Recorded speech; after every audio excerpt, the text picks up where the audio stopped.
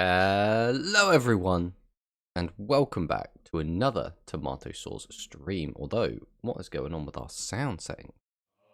There we go. Oh, I thought the music just wasn't going to play. There was just a quiet bit at the start. There we go, everything's fine. Crisis averted. How is everyone doing today? We have some really cool news. We had a new speed box gets announced. Just a mini box, just a little mini box, but it is such a cool mini box. Like, this is a mini box that is made just for me. So I really do appreciate that after Konami destroyed my noodle deck and basically said, no, Tomato Sauce, you're not allowed to do that. They then went, but if you come over and play speed for a bit, you can have all this lovely FLUFFALS stuff. You can have all this Unchained. Here's some ancient gear. And I'm all about that. I do love all three of those decks, so I'm very much looking forward to that. After we've kind of talked about all the new leaks, the releases, and doing a bit of cooking, we will then be playing in the Angel Cup, which is a Rush Duel tournament. We will hopefully not scrub out immediately, but like we don't expect to win that tournament, but we're going to hopefully make like top 8. Top 8 would be nice, but we are going to take Vulcan. Vulcan is a deck that we have had quite a lot of success with. I have really enjoyed the deck, and I do think it is probably the best deck out of the new Rush decks that we have available. We did take it to one tournament, but we got utterly sacked out of it. It was like, we went first both games, and our opponent both games on turn 2 summoned out Essel, got out the Mirror Innovator immediately, and then I think we did actually end up losing both games to Shield and Sword, which was not a great way to go down. But we have seen Soji do quite well with that. I believe he piloted it to a second place finish. So it's definitely doing okay. But over in JP, I don't think they seem to really care about Vulcan. So we'll have to see how that ends up playing out. If they don't really have it on their radar, maybe you can catch them by surprise. We'll have to wait and see. But who do we have in the chat? We have Grand Harrier. We have Duke. We have Small Semi. Welcome in everyone so far. Good morning, Tomato. I see Duke is on vacation, and he's trying to get everyone to watch the Yu-Gi-Oh! Rush Duel anime series, both 7s and Go Rush. Hello, Corono. Welcome on in. And is that Ison that I see? Yo, where's the tourney at? The tourney is... Oh, I can post the tourney, so people can join if they want. So I'll throw that in here. It is a Japanese tournament, so... Even registering is a bit of a pain if you can't read Japanese. I do a lot of translate. But just take a note, if you do enter this event, you will have to communicate with Japanese people, which means, you know, either just be able to read and write Japanese or use a lot of translation. It's one of the two. I'm excited. It seems Yuamu get isolated and loses her mind in Go Rush. We'll have to see what actually ends up happening with that. I am now, I think I'm 2 episodes behind. I haven't watched the latest one, and I don't think I watched last week's, so I think I'm 2 episodes behind at the moment on Go Rush. Sadly, that's a pass then. Thanks though. Yeah, it's a bit of a faff, but playing with the JP community gives you a very good and different like outlook. So let's hop on in. And I think we'll actually start, like we said we were going to start. We're going to start by talking about the new box that's coming out in 14 hours, which is insane. Now, for me, that's 2 AM. So I won't be playing this at release. I can tell you that right now. That is just not happening. New released episode, though. Good luck, Tomato. I'm here to cheer. I mean, fingers crossed we do okay. We're not expecting to do well. What is this emote that you've dropped in the chat, Manicus? Goat emote. From Twitch Global. I don't think I've ever seen anyone use that before. But welcome on in, Manicus. It's my only choice. The other tourneys start at 5 AM at my time. Yeah, it kind of sucks when you get to that. It's like when Quantum starts his tournaments, that's my bedtime, right? That's the time I want to be getting into bed. So if I play in a Quantum tournament, I'm just going to bed 2 hours later. Well, you know, assuming I do well. But I generally do okay in the Quantum tournaments, especially if I'm using a deck that I actually think's good. Oh, I saw that earlier. I want to see it. So, new speed box, Destroyer of the Phantasm. So, there is some interesting stuff in here. First off, we have Raviel, which, alright, to be fair, I don't know a ton about these... like, the Sacred Beasts, in general, I've never been a big fan of. I really like Yu-Gi-Oh! GX, right? I really, really like Yu-Gi-Oh! GX. I don't like the Sacred Beasts. I think they're boring. I think they're a very obvious, like, oh, the Egyptian gods, everyone loved them, we've got to do the Egyptian gods again. Rather than trying to make their own thing and put their own spin on it, we just got bad Egyptian gods again, kind of, but they tried to make them, like, somewhat playable. The only thing I've really seen with the modern support cards for the Sacred Beasts is in Speed Duel, which we did actually get a skill which mimics opening of the Spirit Gates. But I haven't, like, so this card, for example, this is the first time I've seen Raviel, Lord of Phantasm's Shimmering Scaper. So I'm not the person to ask about the Sacred Beast cards. But contributing 3 monsters. It's a special summon, though, so that's nice. You can only use each effect of it once per turn. Quick effect, you discard this card. Target a regular Raviel. Its attack becomes double its attack. If this card's in your graveyard, you contribute 1 monster, add this card to your hand. So it's a hand trap, I guess, that also is an OTK tool, but you have to use the other one. Otherwise, it's just a 4,000 beta that gets special summoned that you can continuously put back in your hand.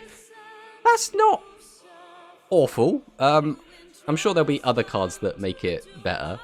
Sometimes watching Quantum in tournament, which has less time in tournament. Shimmering is trash, you never play him? Okay. I mean, reading it, it doesn't sound great, to be honest. But he's a UR, so I was like, maybe the skill makes him good. Like, I know he has a skill. Like, again, I haven't been super interested in the Sacred Beast, so I haven't, like, paid too much attention to it. But, you know... now, the strongest Sacred Beast is Yubel's Fusion. Hey, Tomato. Remember the final duel of Jaden versus Yubel with 12-card Fusion? Oh, yeah. I know the Sacred Beasts, you never play Shimmering, but that's because we don't have Skill Drain. Konami want them to be an OTK deck. I think Konami kind of want a lot of decks and speed to be OTK, right? I mean, I guess that's part of just having 4,000 life points. But then we have Abomination's Prison. Abomination's Prison is a really, really good card. This card is super, super good. So we can add an Unchained card from your deck to your hand. If this set card is destroyed by a card effect, you can special summon an Unchained monster from your deck. So now, if anyone's familiar with Unchained, they pop a lot of their own cards a lot. So getting the special summon is quite easy. Now, you can only use each effect of Abomination's Prison once per turn. It means we can actually use this twice per turn. So we can activate it to get something, ideally something that can pop. And then assuming we have a second copy of Abomination's Prison, we can just set it, pop it, probably using one of our Unchained monsters, and then get the effect off to get a special summon, which then keeps the combos going, right? So pretty good, pretty good. Cards combined with Yubel and Sacred Beast. Too bad Yubel only owns Sacred Beast. Hey, Tomato, do you like Atticus in GX? He uses Red Eyes. I like the character Atticus. I'm not super big fan of his, like, Red Eyes Darkness Dragon deck, to be honest. But then we get a very, very interesting card. I think a lot of people expected this card to be limited when it came out. So Limit 3 Fight for Patchwork does make a lot of sense. This card is just fantastic. You can play this in any deck that wants to use Polymerization, right? It's basically just a plus, which a lot of times is going to be a discard for something, and then the Poly to your hand, which is just really good, right? This is basically, was it Fusion Sage, I think was the spell card, but it gives you like an extra body.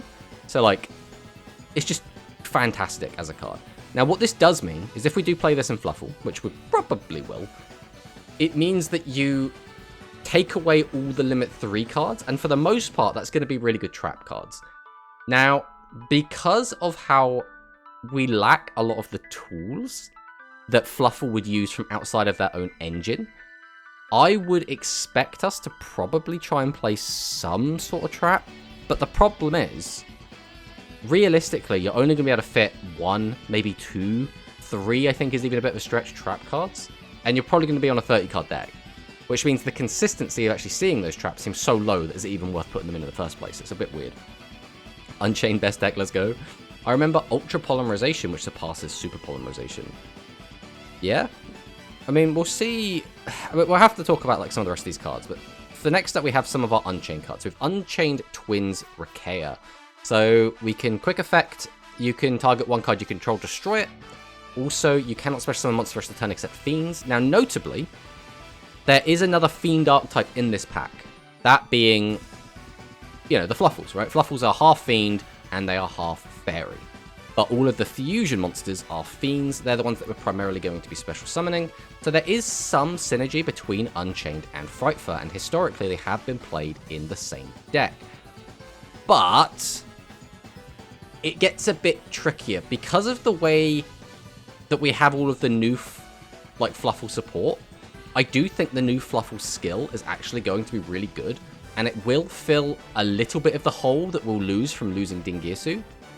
So, in that regard, we kind of are probably going to be playing that new skill. Now, that's fine, except the new skill says we can't special summon monsters that aren't Fluffal, Edge Imp, or Frightfur, and we're not realistically going to be using our normal on an Unchained monster, which means trying to play them in the same deck with the current skill that we have access to, or the brand new skill, is going to be a little bit awkward. So I'm not thinking we're going to be able to combine those in a satisfying way. That we'll probably still be able to combine them if we want to.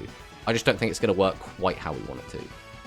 But it's still a really, really good card. If it's destroyed by an effect, except its own effect, or by another copy of itself, or by battle, you can special summon one Unchained monster from your hand or deck, so it's obviously fantastic. We just keep extending by popping each other, popping our face down cards, and getting all these bonus extenders. Then we have a Ruha, which is we can target one card we control. You cannot special summon monsters for the rest of this turn, except Fiend monsters also destroy the targeted card, and if you do, special summon this card from your hand. So quite an obvious combo. You can just like drop a Rakea, then drop a Ruha by popping the Rakea. Rakea's effect and special summons into floats into another body, and then you just keep going from there, right? If this card on the field is destroyed by a card effect, except Unchained Twins Aruha, or by battle, you can special summon one Unchained monster from your hand or deck. So again, very similar effect, just floats. So now we've got one of the boss monsters, Unchained Abomination. I think we'll save Abomination until we get to the other, like, lower link monsters, and we'll just talk about those in a minute. But then we've got Celaglare, the Luminous Lunar Dragon. So you can normal summon this card without tributing, but the original attack becomes 1500. During the main phase, you can quick effect target one monster your opponent controls with attack less than or equal to this card, return it to the hand. And if you do, take control of that opponent's monster until the end of this turn. So that's a bit of a funky effect, right? You can take one of your opponent's weaker monsters, unless you tribute this out, and then you could take a slightly stronger monster, but 24 is still like, it's an okay stat, but it's not like incredible. It's better to take like a Blue Eyes White Dragon, for example, which is obviously quite a popular deck right now. You can only use effective once per turn. So I'm not sure if this card will see a ton of play, especially since this would be your normal for the turn. Like, maybe there's something here. Because the other thing is, like, I know a bit about, the TCG, and I know about some of the speed stuff, but I'm not a speed player. I'm not well versed with the interactions between different skills and different cards, or what is, like, rogue right now that might become meta. Like, I kind of only know things from what I've experienced on the line myself, or what I see in tournaments. Then we've got Sacred Sword of the Seven Stars, which is, it's a funny one. We could banish a level 7 monster from our hand, or face up from the side of the field to draw 2 cards. This card, I believe, saw a ton of play in Dragon Ruler format. This is, like, potentially, like, Dark Magician support, maybe? I don't know. There's probably something broken you can do with this. I could not tell you what it is.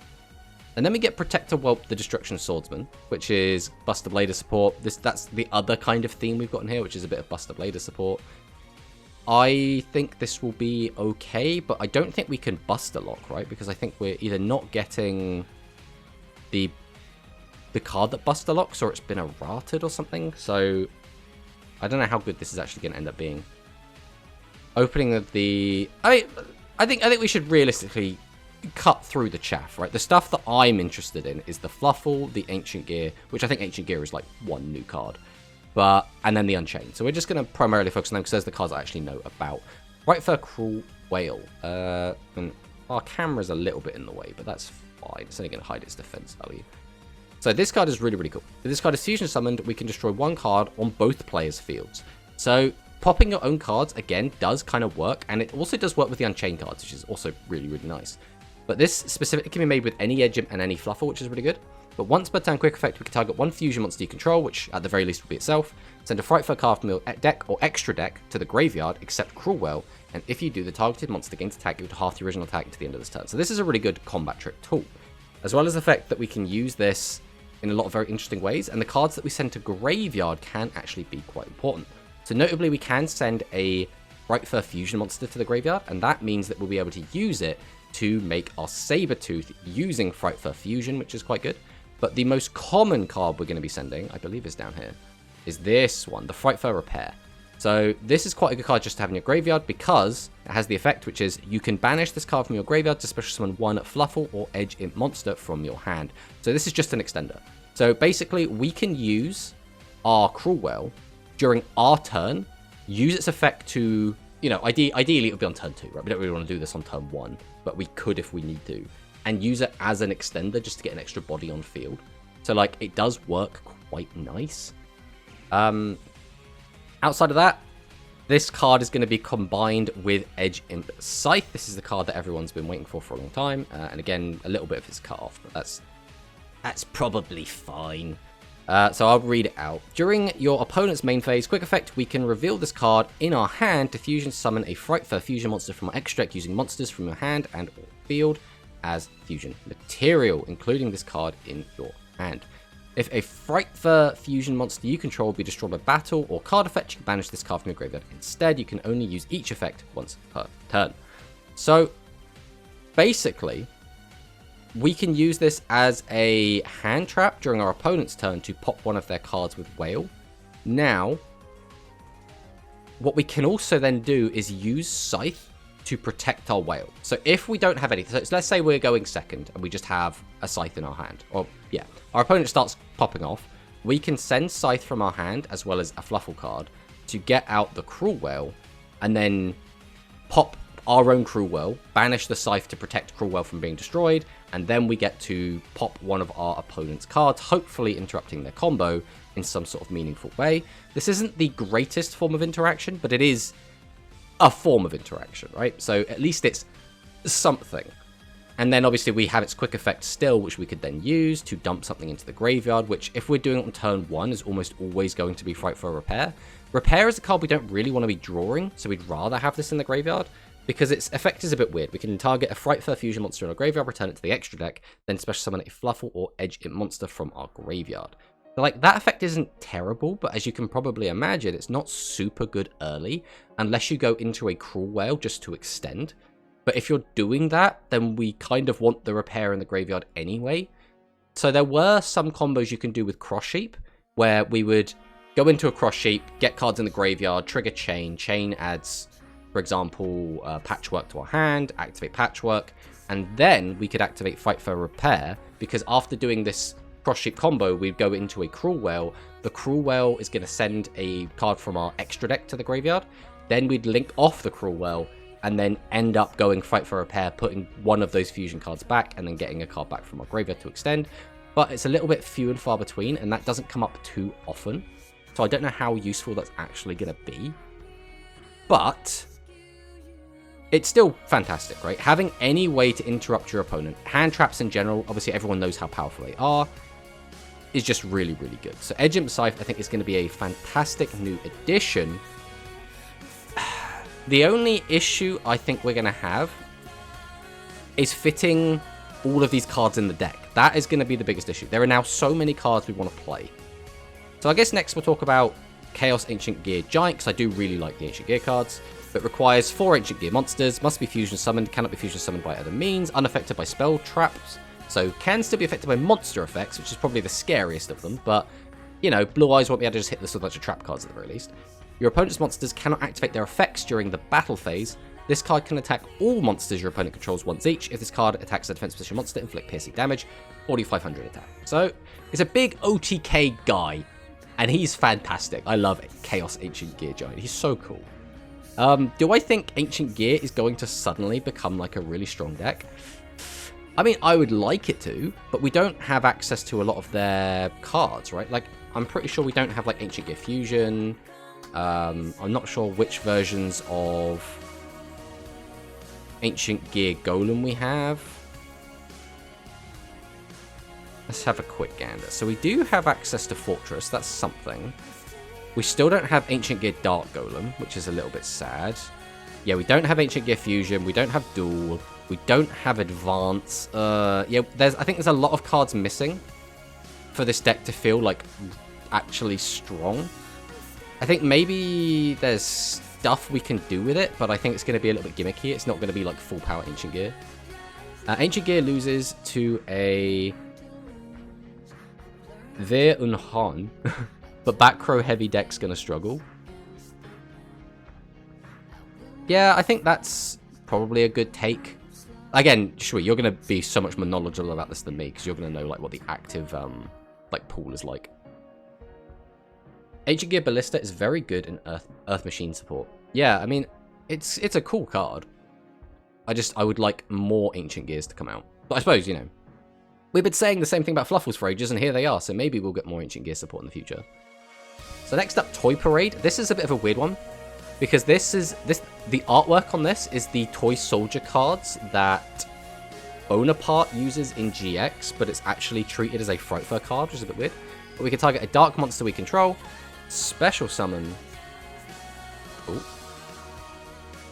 Special summon from the extra deck. For the rest of this turn, you cannot declare attacks except with that monster. Also, each time that monster destroys a monster by battle and sets the graveyard, it can attack again in a row. If you control a fairy monster, except the turn this card was sent to the graveyard, banish this card from the graveyard, add a level 4 lower dark monster from your go to your hand. This is a fun little card. I don't think this is particularly good. You might see it played in a version of Before Mage using the new skill. That's probably it. Yeah, which is a bit of a shame, because I would really like to see it seeing more play.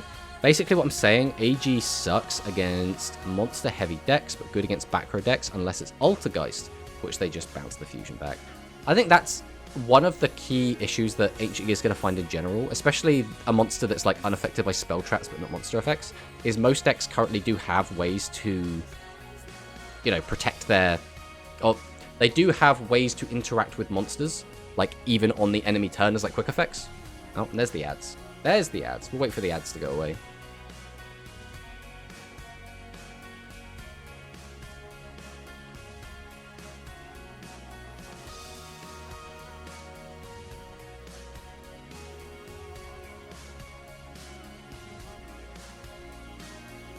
Seven, 6. Wait, you can summon Nightmare Unicorn during your opponent's turn using Unchained Soul of Rage. I mean, Unchained Soul of Rage is just really, really good in general. As long as it's a dark monster, you're good to go, right? But if you... It depends, because a lot of their cards will lock you, right? So, although you can do that, a lot of the other Unchained cards can lock you before you can actually manage it. Alright, next up, Unchained Soul of Disaster, one of the high-level Unchained monsters. Gains 300 attack for each Unchained card in your graveyard. You can only use each effect, or each of the following effects of Unchained Soul of Disaster once per turn. You can target one face-up monster your opponent controls. Immediately after this effect resolves, Link summon one Dark Link monster using only this card you control, and that opponent's monster as material. If this card on the field is destroyed by battle or card effect, we can select, or we can target one Unchained monster in your graveyard, except Unchained Soul of Disaster, and special summon it. So what we're primarily going to be doing is using these two, because by using these, we can special summon any Unchained monster from our hand or deck. And I guess that also goes for Abomination's Prison as well. And we're going to use them to get out Disaster. Disaster is then going to go into Rage, and then Rage can obviously pop off from there. We can go into Anguish, we can go into Abomination, or as has been pointed out, we can go into some like other cards such as Unicorn. But it does get a little awkward because, again, a lot of these cards will lock us into only Fiends, so it's got to be basically like Dark Fiend monsters. So as long as you've got Dark Fiends, you'll probably be okay. I don't know if Unicorn is a Fiend. Let's have a check. Unicorn a Fiend? It is a Dark Fiend, so there you go, yeah. There we go. I'm trying to figure out a deck to even use the 2 level 7 spell that isn't Kashtira. I mean, it's basically...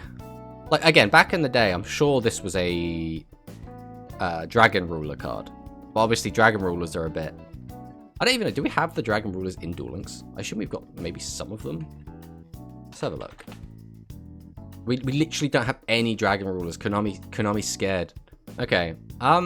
Yeah, level 7 decks in general are a bit awkward. Like, the first thing that came to my mind was Dark Magician, but next up, Unchained Soul of Rage, fantastic card. 2 monsters, including an Unchained Soul monster. The idea is we want to be using our opponent's monsters to link summon, which is why we're going to try and use Unchained Soul of Disaster together with our opponent's monster to make Chained Soul of Rage. During your opponent's main phase, quick effect, we can target 1 face-up special summon monster from your opponent that your opponent controls.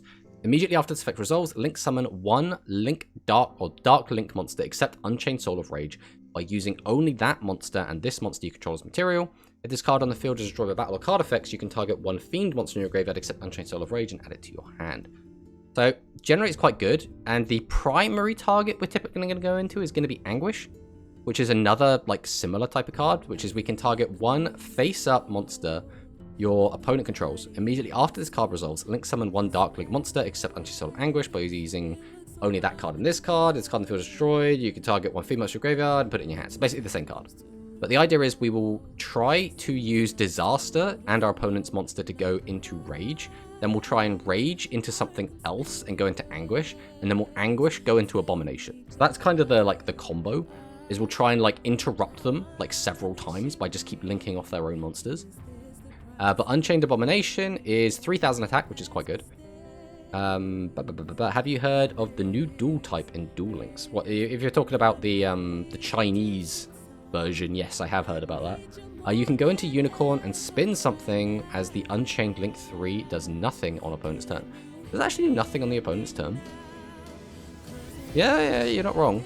I thought this one did do something on the opponent's turn. I suppose it's not a huge deal. The one that I primarily have used is Soul of Rage. I just assumed this one was a quick effect, but it's not. At the very least, it does float, I guess. But yeah, I think you're right. I think Unicorn would just be better to go into. Right, there's Max spamming the chat. Hello, Tomato Woohoo, finally. Fluffle support. It's been 2 years. Finally, turn 1 Fluffles. Finally, turn 2 Fluffles. Even better. Let's go, Fluffle Turbo. Yeah, the Fluffle cards are going to be really good. I don't know if I should say really good. The Fluffle cards are going to be better than they were. The primary issue I still have is we can't do a lot of their combos without exterior cards we don't have in the game yet. And our turn 1 board is still going to look a bit funky. Like, I'm not really sure what we're going to try and make. Like, maybe just like Sabertooth. And then Scythe in hand. Maybe we end on like Dweller. Like, I don't know. It's hard to come up with like what we're going to try and come up with. What do we think? Which is stronger, Fluffle or Raid Raptors? So Fluffle has the potential to pop off. And going second, Fluffle have the one of the strengths of Fluffle is the ability to play through interruption. At least, you know, if we had the full repertoire of cards, playing through interruption is kind of what Fluffle does best. They just get to keep extending. But their turn 1's still going to kind of suck. Like, our general turn 1 would be like Appaloosa and like Totally Awesome and like Dweller, right? And of those cards, we can Dweller. I guess, like, in Master Duel, we could Scythe Lock. We used to be able to use VFD. So it was like a lot of floodgating, but like we don't have access to a lot of that stuff. Good amount of cards regardless, plus the new skill they use. The new skill is... I do quite like the new skill. The more I've been thinking about it, the more I do quite like this skill. Because, 1, we'll be losing Dingirsu, which means all of our cards will go back to targeting. We do have some sends, so non-destruction, but we don't have non-targeting. So this is going to be a good way to get around that and just have non-targeting. The only problem, the only problem, is this basically locks us into playing just Frightfur, Fluffle, and Edgimp in the main. Because my first thought when I saw this was, Unchained works quite well with Fluffle. Maybe we can put a mini Unchained engine in the deck. That gives us access to Unchained Soul of Rage, which means potentially we could use this. Which, there is still something there, right? Because if we're going to have Rage, we don't necessarily need a retrofit for the Fluffle Bear part of the skill. So, like, there is something there. Because does this target? It is target. Why is it always target? So yeah, we still don't have a way to deal with targeting. That's the only issue. But I guess a lot of decks don't have ways to avoid targeting, right? So we shouldn't be too greedy. Do you like dueling without skill? We don't really do that at all, so I couldn't tell you. Don't forget the quick effect fusion summon with Scythe. You get the pop. The thing is, so it is a nice effect, but that's good if you're going second, right? If your opponent's going first, we can use the Scythe effect during our opponent's first turn, and then we get to kind of go off. If it's us, we now have to create some sort of board, right? A board that ideally is going to be durable or interacts with our opponent on their turn. And then we have to maintain that we have a Scythe and a Fluffle in hand going into their turn to give us an extra form of interruption, which can get awkward depending on the hand you open. I think the main primary... So for me right now, all I see is our turn 1 is going to be like Dweller, maybe Sabertooth if we have the hand for it, and then just have a Scythe ready to go for the following turn. And I don't know if that's enough. Like, just thinking about that, Constellar do that already, but they get to have a trap as well, right? They can even have 2 or 3 traps as well. So that's just such a stronger turn 1 board. Now, our turn 2 is going to look incredible, but our turn 1 still looks a little bit shaky. Also, I got to mention...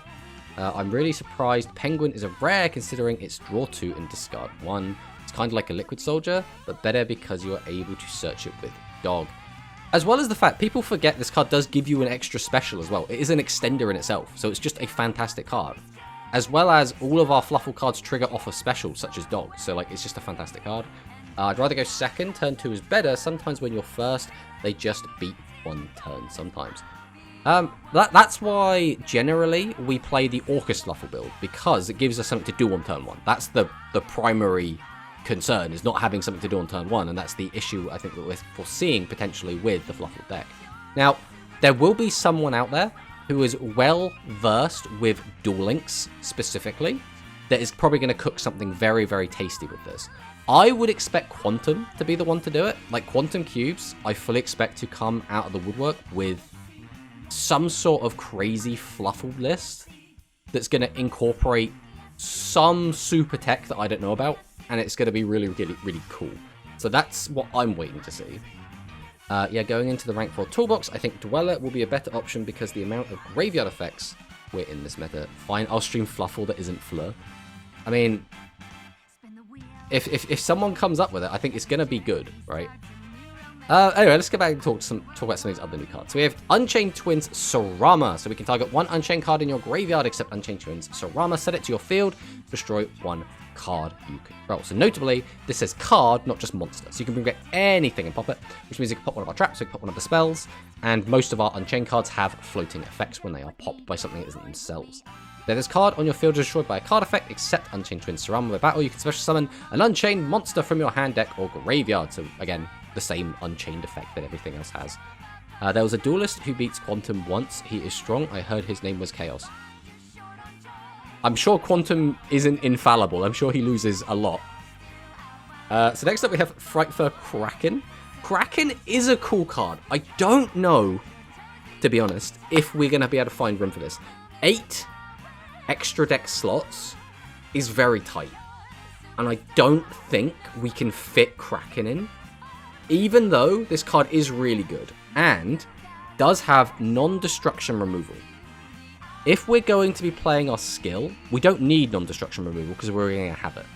And if we're not going to play that skill, I would be tempted to have an Unchained engine, which means we'd have Rage, which means, again, we don't need non-destruction removal. So Frightful Kraken is a bit of an awkward one.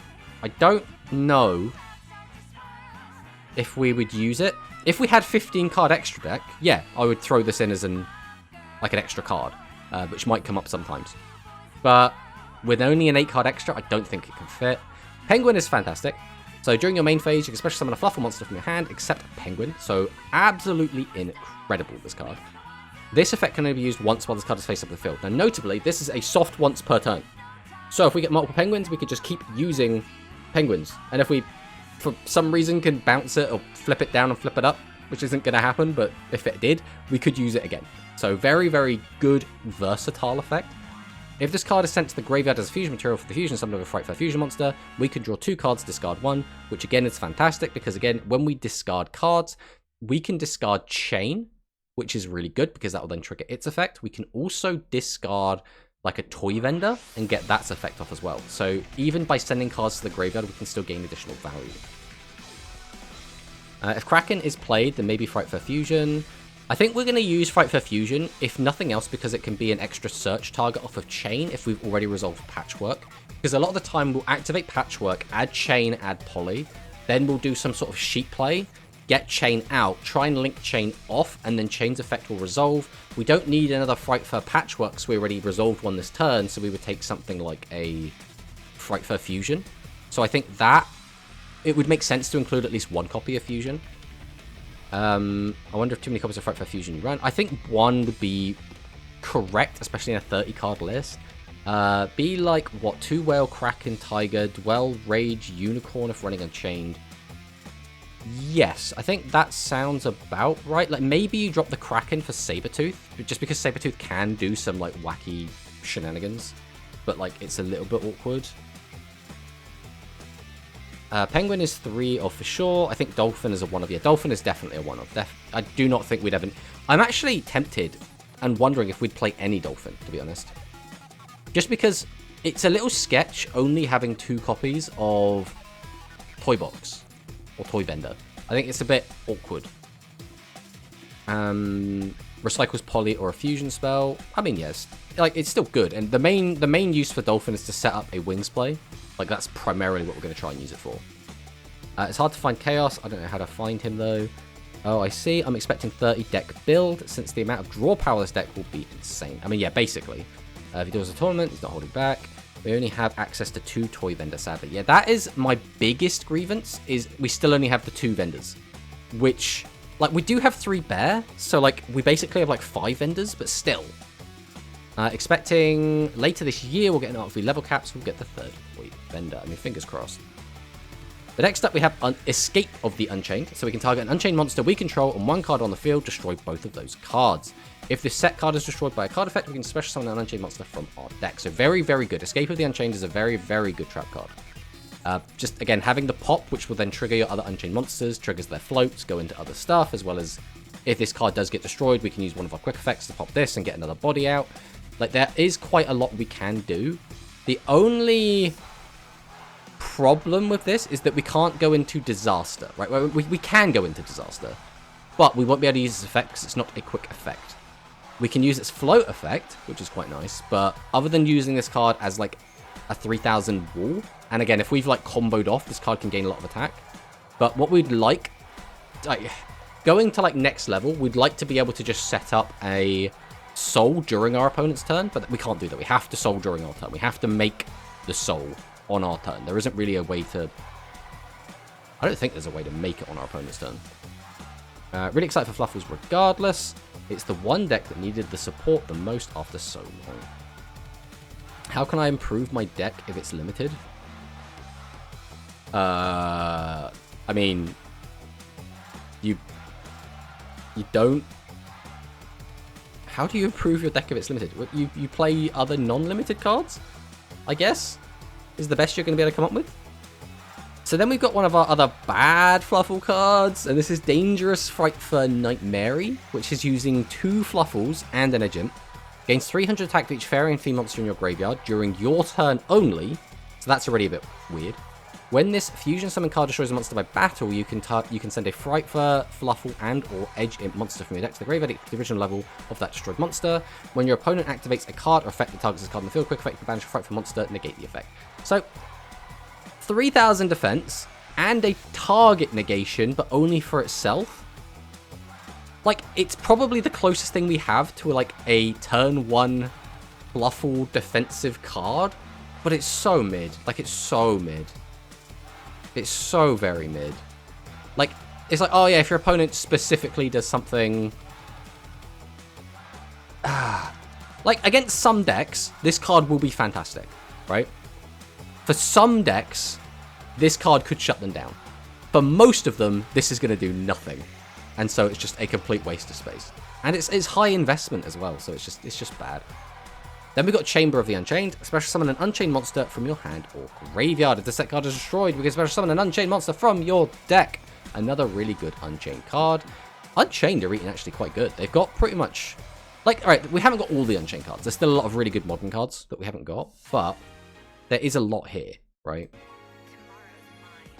Cerulean Skyfire, I'm not really going to talk about. We have Abominable Unchained Soul, though. This is another really good one. So we can only special summon Abominable Unchained Soul once per turn. If this card you control is destroyed by battle or card effect, you can special summon this card from your hand. Oh, if a card is destroyed by battle or card effect, not discarding, to make sure I phrase this correctly. So basically, you can easily special summon this from your hand, right? That's not going to be a problem. If this card is special summoned, you can discard one card, destroy one card on the field, which again, you can use to trigger one of your own Unchained cards, or you can use to pop something your opponent controls. And then once per turn during the end phase, this card is in the graveyard because it was destroyed on the field and something this turn. We can special summon this card, place it at the bottom of the enemy deck when it's field. I'm pretty sure this card was played as a one-of in Unchained. Like, it's generally quite good, I think. This is especially good in, like, Sealed, which is where I primarily played Unchained. But I think it's okay. Tiger, Whale, and maybe Bear with the new skill will be the most played. It's surprising, though, Unchained is only going to be missing 3 very good generic cards. Generic Fiend Support. Yes, we'll be missing... It's called, like, I want to call it Samsara, but it's not called Samsara. I cannot remember what the Unchained card is called. But, like, there's one really good monster that isn't here for sure. Then we got Hatebuster, which is Hatebuster. When a Fiend monster you control is targeted for an attack, target the opponent's attacking monster and the monster you control, destroy both of them, and if you do, inflict damage to your opponent equal to half the original attack of the opponent's destroyed monster. I mean, there's a lot of Fiend stuff in here, but I'm not really expecting that to do much. And then we have some Ancient Gear reprints, which is quite nice, because I don't have the Ancient Gear cards, so that's going to be quite nice for me specifically. Is there anything else in here that's particularly interesting? So we have Wailing of the Unchained Souls. I don't actually remember what this card does. If you link summon an Unchained monster, you can target one card on the field and destroy it. If the set card is destroyed by card effect, it's not awful. I don't dislike this card. Yeah. Is there anything else? We have Intruder Alarm Yellow Alert. I do not recognize this card. So when an opponent's monster declares an attack, special summon one monster from your hand, but return it to the hand at the end of the battle phase. While you control that face, special summon monster, your opponent cannot target other monsters for attacks. I'm sure there's something like super unfair we can do with that, but yeah, you know, and Yamashamahara. I can't tell if we're just saying words at this point or if it's actually the name of the card. The blue and the red one, and the link to that searches has another graveyard effect. I think regardless, though, Unchained will be a fun deck. It kind of reminds me of Prank Grids. I think that's the thing. For me, this is especially exciting because I'm going to buy this anyway because I want the FLUFFALS stuff. So I'm just getting the Unchained stuff on top. And I like Unchained. So I'm sorted, right? I can just play both decks. Those are the names of the missing Unchained cards. Yama the Link. Ah, I see. So I've got a Frightful Jar. This is one that I believe was leaked a while ago. Becomes Toy Vendor while on the field or in the graveyard. Once per turn, you can discard one card, draw one card, and show it. If it's an agent monster, you can destroy one card on the field. Otherwise, place one card from your hand on top of the deck. Card set to the graveyard. Unfortunately, this card's just too slow. I think this card is like... It's not even an awful card. It's just... It doesn't work how we want it to in a FLUFFAL deck. I think there are just better trap cards. So... Half Unbreak is way more useful. We'll also get the mission research rewards. All Ancient Gears. No Ancient Gear Fusion, though. Yeah, give me Ancient Gear Fusion. Then I will be happy. And give me Dark Ancient Gear Golem as well. So then we got Frightful March. When an opponent's spell trap or monster effect is activated that targets a Frightful monster you control, negate the activation. If you do destroy that card, then you can send one of the target Frightful monsters to the graveyard. And if you do, special level 8 or higher Frightful Fusion monster from your extra deck. Now, this card, again, is kind of mid, right? It has to stop a spell, trap, or monster that specifically targets a Fright first. So again, in some situations, this would be really good. How often is that actually going to happen, right? Then we've got Dolphin. Dolphin's fantastic. We can target one Toy Vendor in our graveyard. Set it. If you do, send one FLUFFAL monster or one Edge Imp Sabers from your deck to the graveyard. So getting Sabers into the graveyard means we can have easy access to it. We can just throw it back out into the field. It's an extender. It's required for a lot of our fusions. So in general, it's just a really good way to get that. And then if this card is sent to the graveyard as fusion material for a fusion summon, we can shuffle into the deck one of your fusion spells or polymerization spells that is banished or in your graveyard. So this is really good because we can get back cards that are banished as well, which is also quite nice. So like, what we're primarily going to do with this Dolphin is probably summon like Penguin. Penguin effect, special Dolphin. Dolphin effect, assuming we already have a Toy Vendor in graveyard, grab our Toy Vendor from the graveyard, set it to the field. Then we're almost always going to send Wings to graveyard. Then, you know, activate Toy Vendor, potentially use its effect, use our Wings, banish something, draw 2. Hopefully at this point we have a way to fuse Dolphin off, or fuse Penguin off, depending on how we want to do it. Ideally we'd fuse both off. And then get back fusion to keep extending, right? So, like, that would be the ideal. I'm just a little bit worried about only having 2 Toy Vendor. That's what I'm a little worried about. I think we'd still have to play Dolphin anyway. I don't think we can't.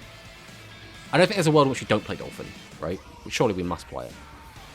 Kraken is UR in Master Duel, and Dolphin is a rare in Master Duel.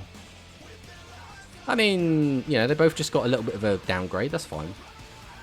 Penguin, I believe, is rare in Master Duel. It's one of those things, though, where, like, as far as I'm concerned, if you wanted to play... Because this is a mini box anyway, right? Which means we're only going to have 1 copy of each of the supers. So there isn't actually a difference between supers and rares, right? Whereas a mini...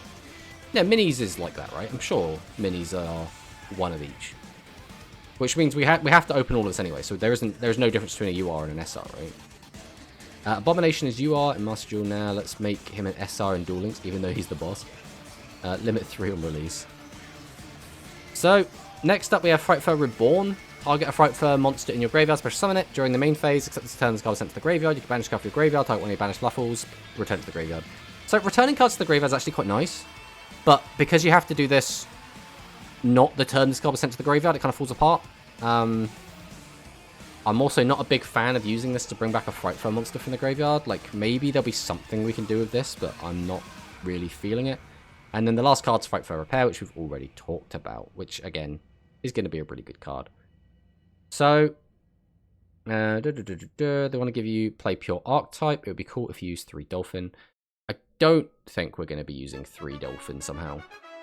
It won't be Fluffal Orcust, so just pure Fluffals. Damn, Broken Army is scared. Patchwork is very generic. Patchwork is very generic. A lot of decks will just play, like, Patchwork, like, 1 copy of Wings, 3 Bear, 3 Vendor, and then, like, 3 Poly if they're a fusion deck, obviously, and then, like, just some sort of Edge Imp, and then just use it like that. So, like, it makes sense this card's limit 3, right? And with the skill as well, I think it's... Oh, it's going to be a weird one. I think until I actually get my hands on it, it's going to be awkward to decide where we think it's going to land. But this is the deck we've come up with so far. This is kind of our first initial, like, look at what we think this deck might be. How do we want to do this? Let's turn off chat for now, so people can see this a little bit better. So we have 3 Chain, 3 Dog, 3 Scythe, 1 Sabers. We've got the 3 Bear. We've got the 3 Penguin, the 1 Wings, 1 Dolphin, 1 Sheep. So that's our current monster lineup. We're currently looking at 3 Patchwork. We're looking at 1 Fusion, the 2 Toy Vendor because we only have 2 Poly, and the Frightfur Repair. Now this is the, like, the core of, like, a Fluffal deck. This is, like, the basic minimum you would usually have. And it's already 28 cards. So, already we're in a bit of an awkward situation where, like, how do we fit other stuff in? Now, we could just go with 28, and this would probably be, like, fine. But, I don't know. Like, we still are going to lack that, like, turn 1. That's, like, the primary issue.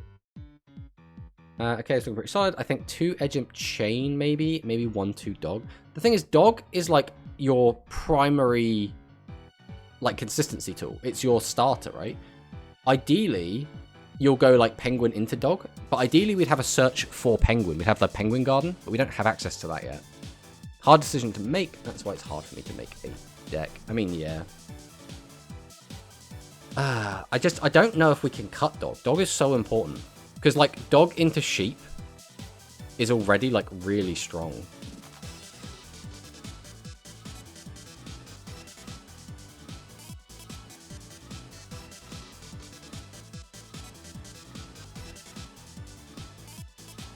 Three times Dog, but I think 2 times Chain.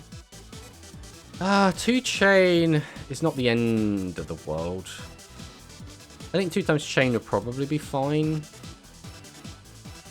Chain is like a really important playmaker in this deck, but with 3 Patchwork, we should be seeing it.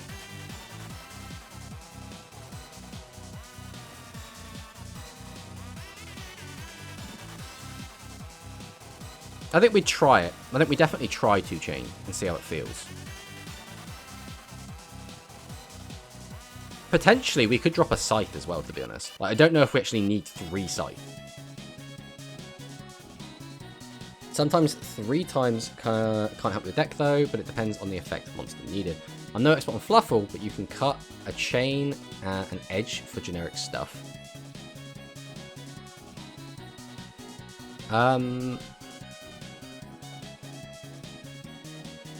Gotta wait and see what the deck list will look like. For you, Tomato, what are the strongest counter traps? I couldn't tell you, mate. I'm not the one to ask. I think again, we could probably ditch 1 Scythe. I think that would be fine. Like, we can still search Scythe using the Patchwork. I don't think we can cut anything else, though. I think this is, like, the bare minimum. Like, maybe you could cut Fusion or Repair, like, depending on, like, how deep you want to go. Because Fusion is not very good turn 1. Fusion is a turn 2 card all the time. Repair can be useful turn 1. It's just a little bit awkward. Yeah, they can't run too much generic cards. Yeah, that's always the issue that Fluffle always has. Like, even in, like, Master Duel or TCG, the decks are usually, like, 43 to, like, 46 cards. Just because you can't fit everything in. And then extra deck. I mean, what have we got in here at the moment? We've got these 4. Like, maybe we do Saber. So I do still really like Saber. Saber is a really good way to, like, close games. Like, you can do Sabertooth plays that put, like, 10,000 damage on the board, but, like, with 4,000 life points, I don't know if we need it. He's also not a bad guy because he can't be destroyed by card effects or battle, so he can just be, like, kind of annoying to out.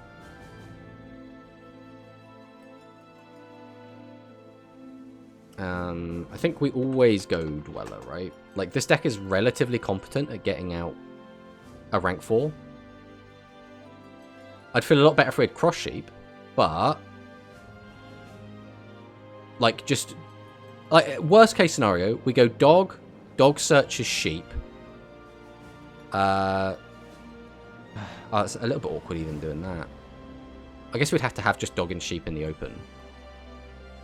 Or we'd have to have Patchwork in the open. Patchwork get Chain. Like, Dog Patchwork would be, like, full combo, right? Well, it's not full combo, but it would be, like, end on Dweller, for sure. Also, just Penguin and... I guess it has to be Penguin Dolphin or Penguin Dog to make a rank 4 that way. I wonder if you could run hand traps. I mean... like, you can. The issue is how often you're going to see them. Like, you're going to be playing a maximum of, like, 4 hand traps. But yeah, you can run them. The only restriction is that we can't special summon from our anywhere but the extra deck, except, you know, these guys. So we could totally do it. We need links, right? We need link 2s, because we need to be able to trigger Chain. That's something that needs to happen. I mean, Nightmare Phoenix is, like, the best one I can think of. The problem is, again, we don't have access to any, like, good Link 2s that do stuff on our turn. So, like, on turn 1, we want to link into stuff just to get cards triggered. But again, we want Cross Sheep, because Cross Sheep can give us advantage during our first turn. Nightmare Phoenix is going to come out and then just be linked off immediately, or just, like, sit on the board. But we want ways to, again, get Chain into Graveyard to trigger Chain, which then can get us Patchwork, which then lets the combo keep going, right? It's that sort of mentality, right?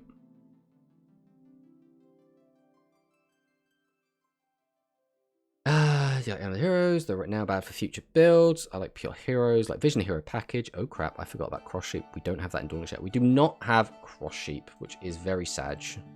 Look at my boy. Let's look at sheep. How many sheep cards are there? There's still so many sheep cards. There he is. There's my Cross Sheep. My boy. My little guy. Still not allowed. Still not allowed. I mean, it makes sense, right?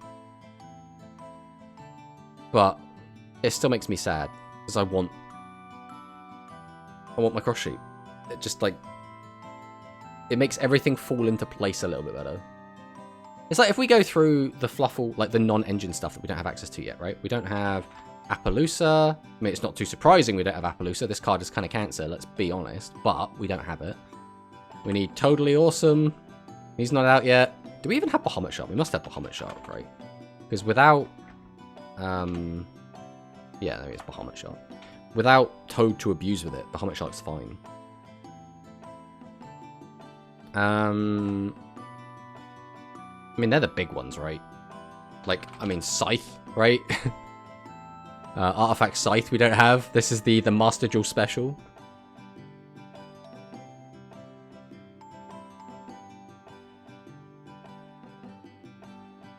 But, after talking about that for all this time, we do actually have a tournament to play in a couple of minutes. So we are going to just refresh. See how many people actually ended up entering. 27 players. So, it's not a bad little event. Let's see who ended up signing up. We got Profear. We got Playfaker. Happy Danny's here. We got Gozu. We got Capazon. We got Nanao. Juan's here. Don't like I recognize some of the other names, but I could not tell you who they are. I just recognize that they've played in these events before. They're the ones I know. Hey JD Scrub, welcome on in. And hello Duan, I see that you signed up. The man, the myth. I don't know when Yuri will be released. Hopefully this, yeah, fingers crossed. The more they focus in Sevens and Vrains and Arc V right now. Yuri is Arc V World. Also 5Ds. They forget GX and Dual Monsters. Sorry, are you running the Talisman stuff in Vulcan Tech? We're playing some of it. We're playing like a mediocre Talisman package. We're not playing like all of it.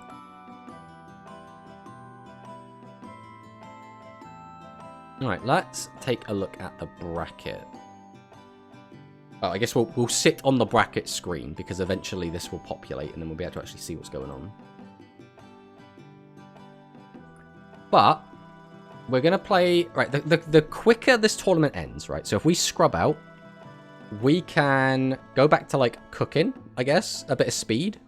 And we will probably play a little bit of ladder with either Vulcan or one of the other decks. Because, like, with the new ban list, a couple of decks have kind of shown up as being interesting picks, so we'll have to wait and see. I'm actually expecting us to see some of that today. I do think the new Ice Arc deck potentially could be very interesting, and I think a lot of JP players are going to be on that. So fingers crossed we have a way to actually deal with that. Alright, let's take a look and see if the brackets have come up on this one. Okay, so still waiting for the brackets to be finalized. Have you dueled a duelist who uses Supreme Machine while using your Vast Vulcan? Yes.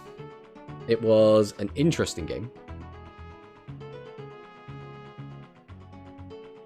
Alright, here we go. So, we're going to be down here. Oh, we've got Profit in the second round, assuming we make it to the second round. So we've got Zaga down here.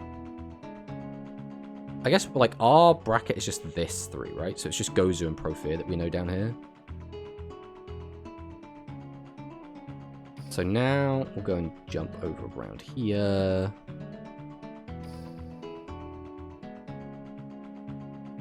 Go to a duel room. See if our opponent said anything yet. He's posted a message that says... Thank you. He's just said thank you.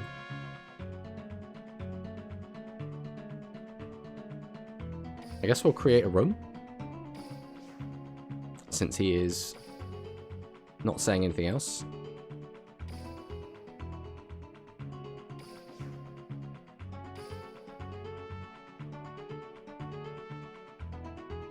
And then we'll say something to him.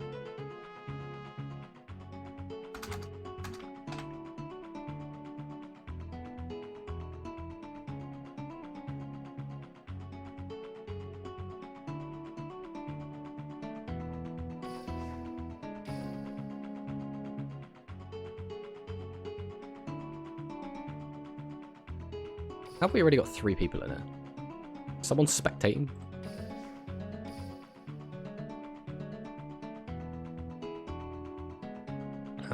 He said something.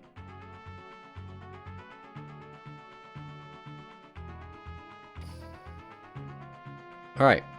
We're just hopping in. We're just going straight on in. And now we can get rid of this so everyone can actually see what's going on. And we'll probably turn the chat back on.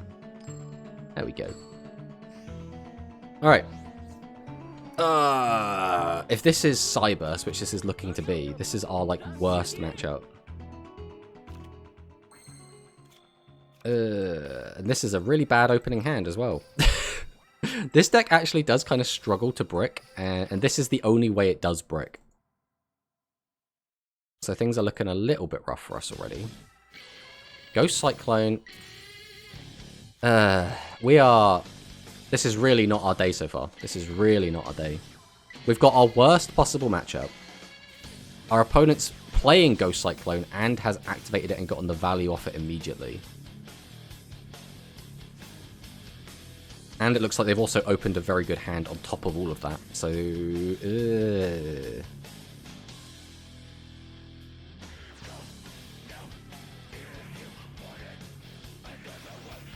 on the plus side, looks like we're only going to be taking like 2300 damage. Which, like, all things considered, could have been a lot worse.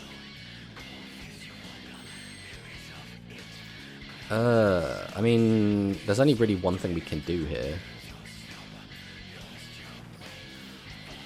So set. I think we have to get this out of our hand, right? We cannot just sit on this. Activate the skill.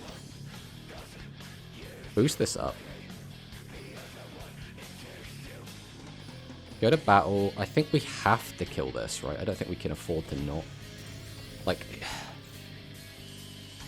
I don't know, maybe we should have killed this because it stops him plussing, but like, I think letting him keep this, which is like so much value. I mean, we might just die here. Like, we could just be dead. Takes a second middle piece of the max. This is going to weaken this and this, summon out the middle piece of the max. We take 300, plus that's what, 29? So that'd be 31? Oh no. That's death. That is death. We are dead. There is nothing we can do about this. I mean, to be fair, our opponent opened cracked. Like what? And we bricked. We bricked and our opponent opened cracked. Like, what were we supposed to do there? And as well, this is our worst possible matchup. So like, everything is stacked against us here. Literally everything is stacked against us. Let's hope we get just a little bit of luck, right? Just a little bit of luck. We don't need, like, crazy luck. Just a little bit of luck.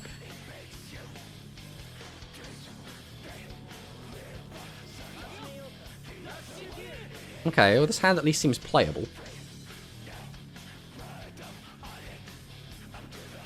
I don't think you need to say, to be fair, when you're playing a lesser deck against what had to be nerfed as it was way too strong. It's still too strong. Like, this deck still needs another nerf.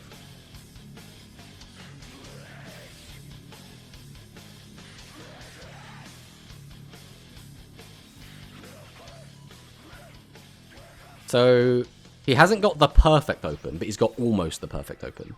The perfect open would be that he had a Chaos Femtron as well. He hasn't got the Chaos Femtron at the very least. I'd rather have a third monster here, to be honest.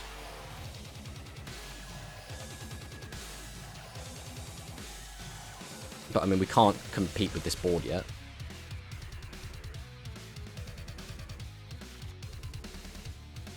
We need lots of monsters in the graveyard. Oh, don't just draw Chaos Femtron, bro.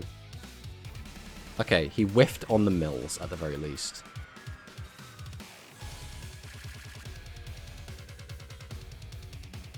That's weird. Okay. I mean, yeah, we'll take the 2,000 damage, that's fine.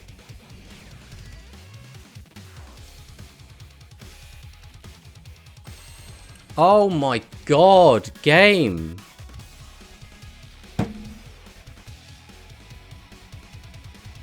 What? What am I supposed to do with this? The game is over. What one card could I draw to get me out of this?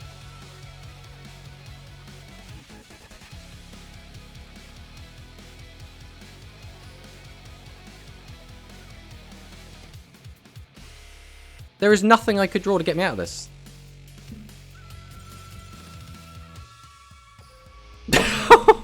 What a waste of time that was. What a piece of shit. That was just 2 bricks in a row. We didn't even get to play. We didn't play the game. Oh my god. That's so trash, bro.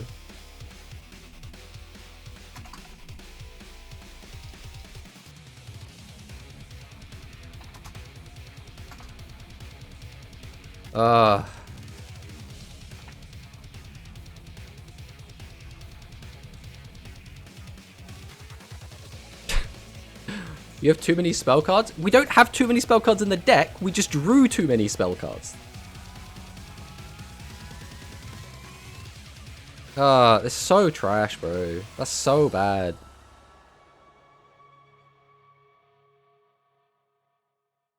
That just makes me so sad. Like, what a waste of time that was. What a waste of time. That was just that was so nothing.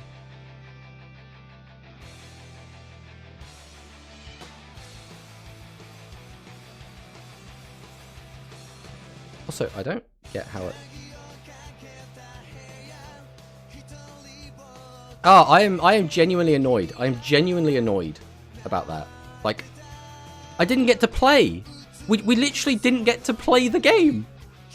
I didn't get to do anything. I am frustrated. I am so frustrated by that. We didn't do anything wrong. Like, the deck building was fine. We didn't make a misplay. We just bricked. Like, come on. What are we supposed to do? I just wanted to play. I just wanted to play the game. I'm so sad. I'm so sad now. The thing is, you look forward to these events like all week, and then just that, and it's just like, well, okay, because this deck is basically very, very similar to the deck that got second place in the Grand Prix, but you know, Soji didn't brick, so that's how he gets to second place. He just doesn't draw bad, and our deck is more consistent than Soji's build as well. We have less ways to brick. Yeah, let's watch Zaki Boys' replay. Alright, let's go take a look.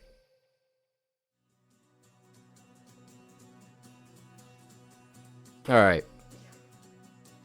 Caleb. Wait, didn't we already watch this? Haven't we already watched Caleb?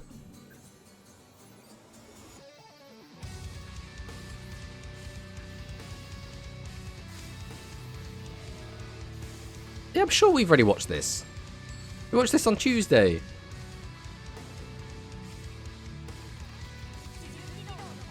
I duel Caleb again. I think this is just the same replay. Oh, actually, now that we mention it, maybe it's not. Okay, so we're going to summon out the Worm Excavator. Use the effect to pop. Attack into Flame Serb. Right. So, what are we looking at here? Obviously some sort of beast deck. Is this going to be Mega Elephant? Activate Peaks of Blistopia. Pop it to get the double draw. Swing over the Siesta. Well, this is just one of those games where it's going to go on for a while until something happens. Right, there we go. There's something. There's something happening. Okay, Tribute 2. Summon out... Oh, this is... So this is just... Is this just... Say, what's it called? Servants... What is the bloody skill called? The one that, like, boosts your normal monsters. Okay, Servants of Dawn, I think it's called. The Tribute, activate TSA. So our opponent would need, like, negate attack, which is already gone, so we can't stop this. Double TSA. Okay, this is just over then. Like, he would need... Even Recital wouldn't save him here. Oh, Bliss. Bliss does save. Okay. Picklon, discard Bill Dragon. That tells me he's bricked up. Summons out the second Bill Dragon because he popped his field spell earlier. Can't do anything with it. Down to 300 life as well. So now, like... Why are we just playing... Zaki boys, are you free to play out of curiosity? I was not ready for the Blue Eyes Bright Dragon to hit the build. To hit the board.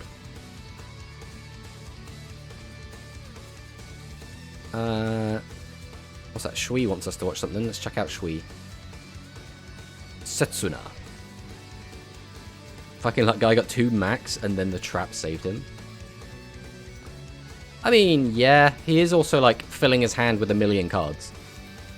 Yeah, your deck just full of random big monsters. My luck is better. Well, yeah, if you play like just a ton of TSA, and also you know both of his back rows gone because like you managed. I'm not sure. I didn't really follow how, but both negate attack and thingy got both sent to the graveyard. And slime.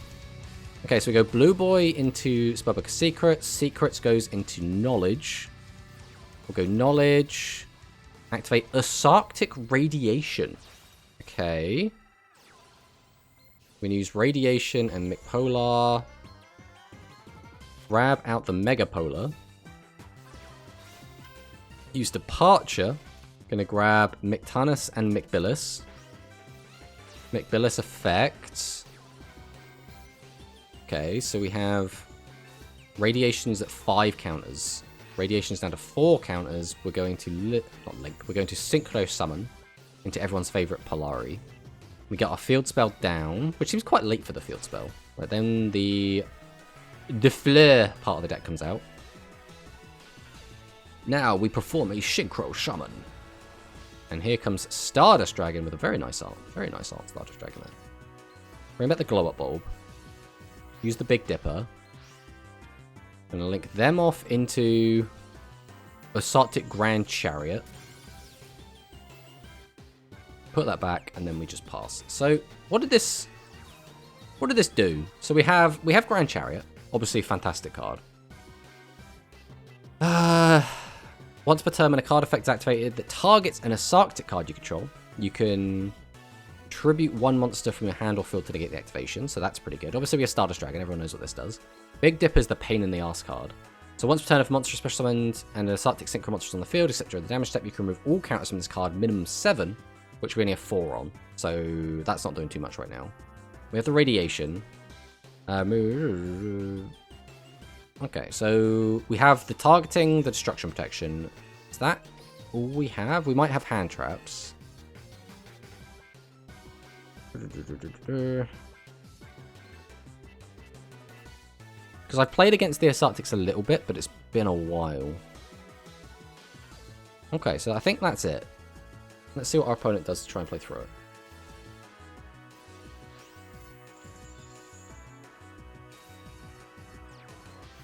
Got knocked out by Royal Rebels. That's not too surprising. Royal Rebels are very, very strong right now. And Royal Rebels gain even more value because Cyburst is perceived to be the strongest deck. And Royal Rebels are really good into Cyburst. Okay, flip down. Revolution de Fleur. Revolution de Fleur.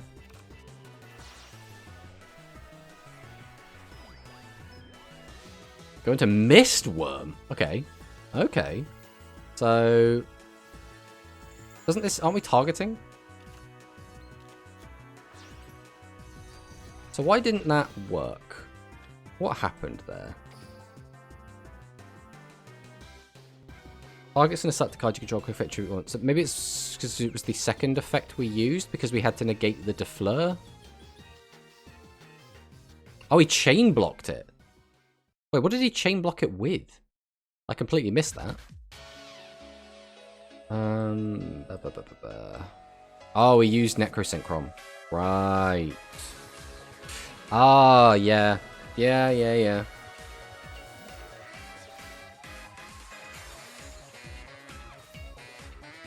Okay, so we get out the Megabilus. Megabilus effect, we're going to banish one from Grave. Sunvine Sowing. We got to 11 counters now, though. We are going to try and pop the Big Dipper, which we do manage. Clear the board, get in for a little bit of damage. 100 whole damage. Glow Up Bulb, we're going to bring that back. Megatanus, Departure, Megapolar. We just have all of the absolutely enormous tuners on the field right now. Revolution Defleur. So we're making a... What is this, a 7? No, what the heck is this? A 9.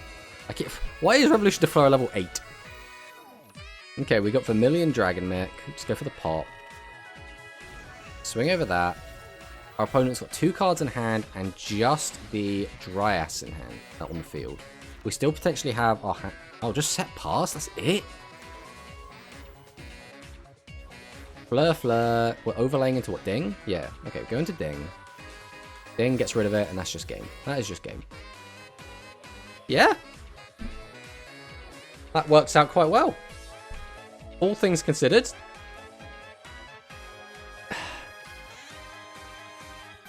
Alright. Guys in chat, right? Are we in the camp of Defleur too good? I don't like seeing Defleur in every deck. Or are we in the camp of Defleur's kind of cool because you can put it in rogue decks and let them compete? Which camp are we in?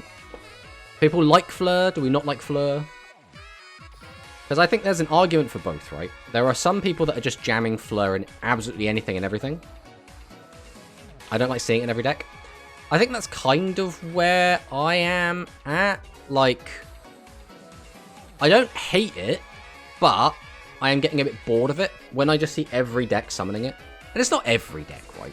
Like, let's not be like a doomer, but there are quite a lot of decks that are doing it. I don't mind it, to be honest. The second I saw Serena showing Fleur Unchained, and I bashed my head. I mean, it's... I suppose when you think about it, how likely is it to get changed? Probably not for a while, right? Fleur Orchest when? I mean, Fleur Fluffle, you know, I'm just saying.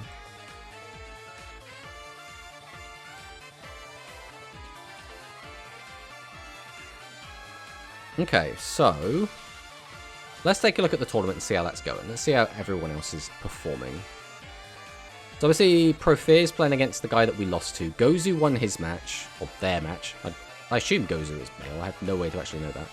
But Gozu is probably playing the same machine deck he's been playing forever.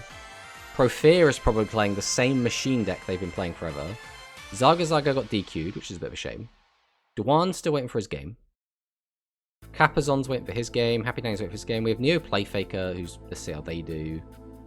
Nanao already lost 2-0. Okay, so at least we weren't the only YouTuber that got 2-0'd, so we'll take that. Is it tourney single elimination? Yes. We are already out. We are completely out because we bricked twice, which feels bad, but it is what it is. Even if we didn't brick, we probably would have been in a very bad situation anyway, so it's not like... It's not like awful, right? Alright. If we were, right, hypothetically, if we were going to try and build Fluffle Defleur, how big is the Defleur package? Like, What's the minimum we can get away with? Because like we don't look at a Fleur build. What's a deck that's playing the Fleur package, but like only has it in its smallest form? Will Perform Age even actually play Fleur? Do they play any of it? No, they don't. Or at least that one's not. Sun Avalon probably play it. Eh. You need 7 cards. Okay. 7 cards. We only have 4 slots currently.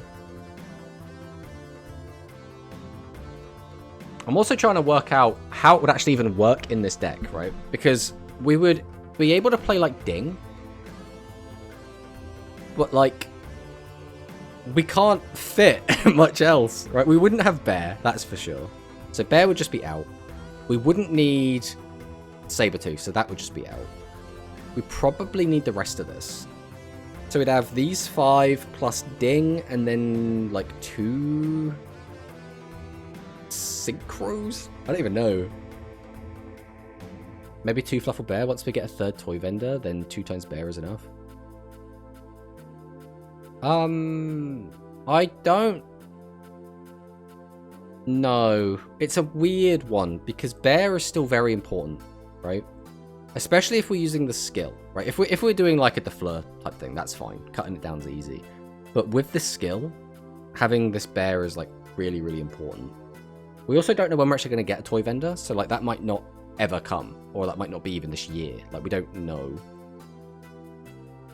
7 is minimum, but usually want 9 cards. I don't know the semantics between the difference between the 7 and the 9.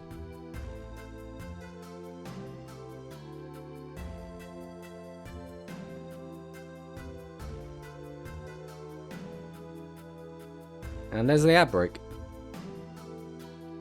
Now it's 100% this year. This year we get Arc V level cap increase.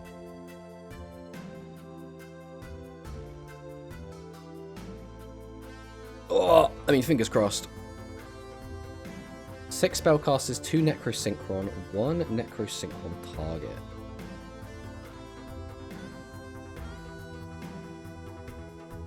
Have people played 2 Necro? Let's have a look. So I thought people were only on 1 copy of Necro Synchron, but I don't actually know what the skill, like, specifically does. Let's go take a look. I would like to find one of these. I'm sure some of these decks do play the Defleur engine. Maybe they're just not called it. Maybe all the... But these are all going to be, like, Fleur specific, right?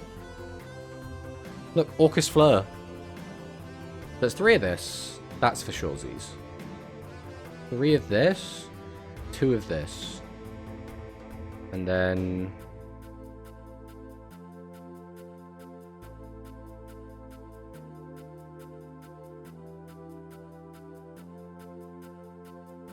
So the Necro Synchron target is always going to be a level 1 plant. So that's either going to be, what, Copy Plant, or it's going to be Glow Up Bulb, I would guess. If you open Necro Synchron, you can't use the skill. Oh yeah, we're not talking about using the skill. We're talking about, oh, we talked about this skill. I use a skill for a second. Oh, right. So what you're saying is the reason we play 2 is so that the skill is always live, and there's less likely we'll open both of them. Right, we're on the same page. We're on the same page. Overall, I don't think we're just going to have enough room to fit this in. Usually Copy Plant. Bulb is genius. Lucy. Monster Hunter music, Pogs. Oh yeah, we've always got to rock the Monster Hunter music. Hey everyone, hope you are all doing well. Welcome on in. True G-Doc. And Duel Links Alpha's here as well. I only play 1, but I run Baobaboon to shuffle it back. Look at this guy playing Baobaboon. Baobaboon is such a good card. So, how does this deck make Beatrice? Is it... How does this deck make Beatrice? Because this is a level 8.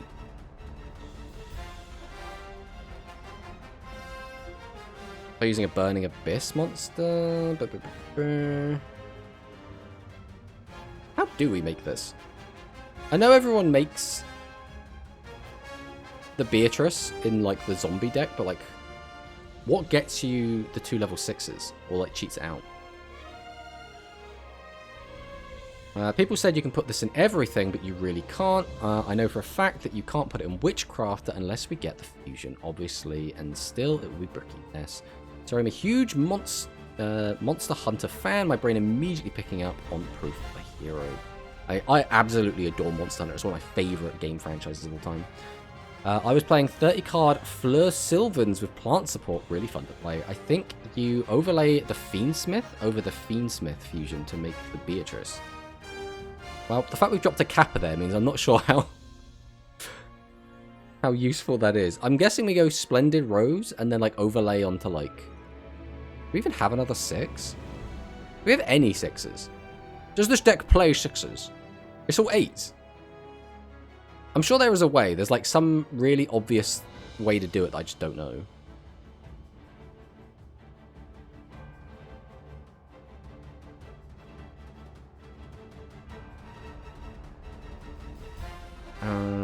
Any level 4, use the skill to summon Necrosynchron, level 6 Synchro.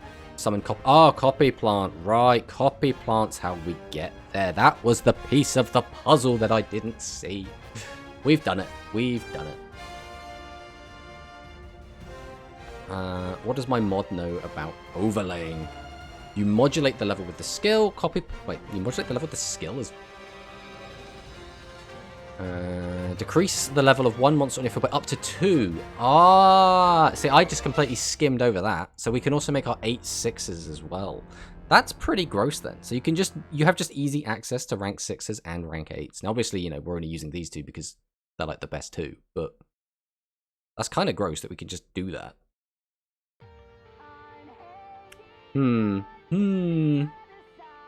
My favorite game franchise as well. Not long ago, I emulated Freedom Unite on my phone and managed to solo my way to G3 Urgent. It's legit toughest Monster Hunter climb I've ever had. I mean, I haven't played the I haven't played Freedom Unite, I can tell you that much. I'm very much a PC Monster Hunter guy. Like, I have played some of the other ones, but like PC is like my jam. That's where I like go hard on the games. Attach your materials to bed, young sir. I solemnly swear that I am up to no XE summoning. It doesn't seem like it, Acceleration Gate. I don't know. Use level 2 or level 3, just reduce, then increase with Necro. Ashay, ashay. Also, welcome on in, Kim Friend. And poop for real? So soon. I mean, it's a big day for a lot of people, right? Today is the 4th of July, which means for the Americans among us, that means, you know, Independence Day. It was a great movie. Apparently, you know, something else happened, some sort of emancipation type movement, but I don't know, something happened. Then for us in the UK, we have our general election. We're not going to get to particularly political, but that's a thing that's happening. We're deciding which next miserable person we want to be in charge of our country. And we got FLUFFALS. It's a great day. It's just a very, very important day today, apparently. Also, Flirt is getting a new Synchro monster tomorrow with the bundle. Actually, that is a point, actually. The, God, what's it called? The wolf thing. I know it's fantastic. It must be here somewhere, right? Is it in leaks? Like, it's got to be somewhere. Do we not, like, just have it? Is it on this bit here? Gift campaign. It's got to be somewhere, right? It can't just be nowhere. Here we go. The Stellar Wind Wolfayet. This is a card that, like, everyone kind of knows about, but I never remember its name. Like, just ever. Just never remember this card's name. Let's see what chat's saying. Who's running for PM? Oh, we got Sir Keir Starmer and Rishi Sunak are the two, like, front runners. Basically, no one else stands a chance. Although we have a ton of different parties in the UK, it's a two-horse race, really. Bad synchro. I'm happy Fluffals got the support they needed. By the way, Tomato, how many copies of Tiger you'd run? Maybe one. I think with an 8-card extra deck, I would find it very difficult to play a second. That is what I would say. I'm not going to say playing 2 is wrong, because it's not. I'm going to say fitting it... Fluffal is just one of those decks that just really makes very, very strict use of all 15 slots of the extra deck, and not having access to that is going to like really hurt them. So I'm happy Fluffals for a bunch of pricks as always. I mean, it's never someone good.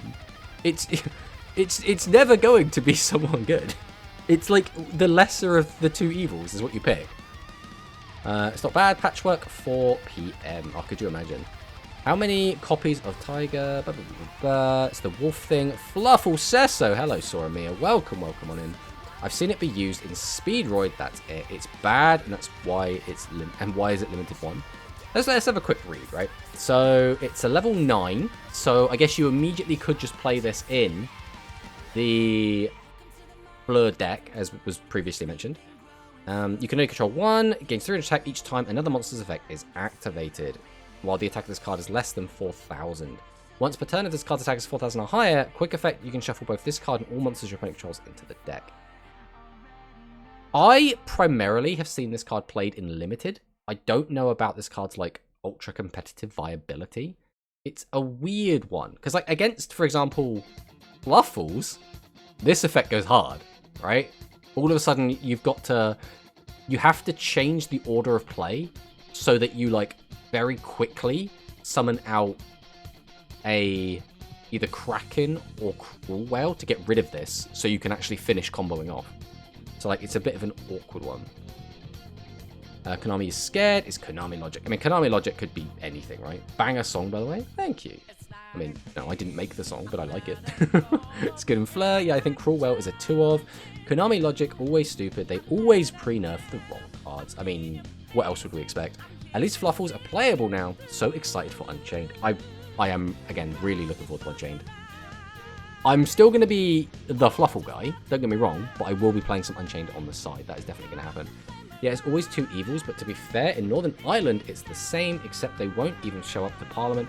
To be fair, I do think, again, we don't want to turn this into a political stream, but in my opinion, there's never a good option. There is always 2 or more bad options, and you choose the less shit one.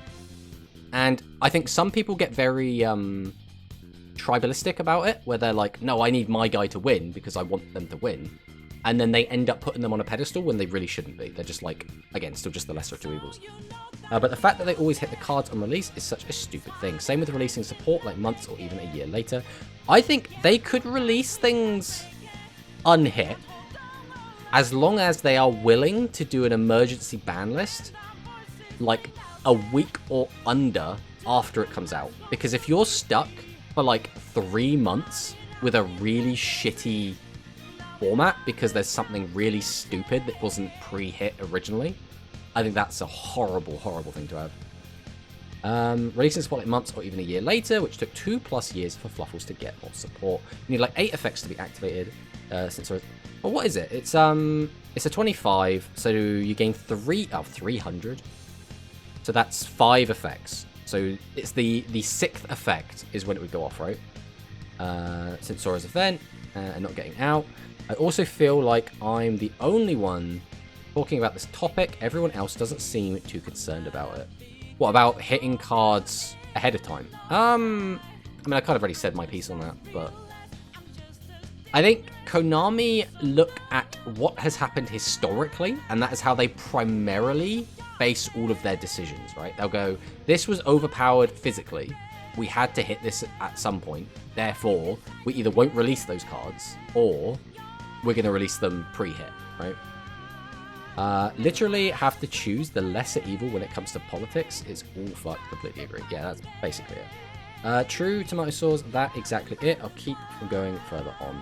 I mean, yeah, I don't want to like, I don't want to like like silence people if they want to have a conversation about it, but I know a lot of people just really don't care about politics, and a lot of people can get very heated when it comes to politics as well, which is why we tend to like steer away from it in general.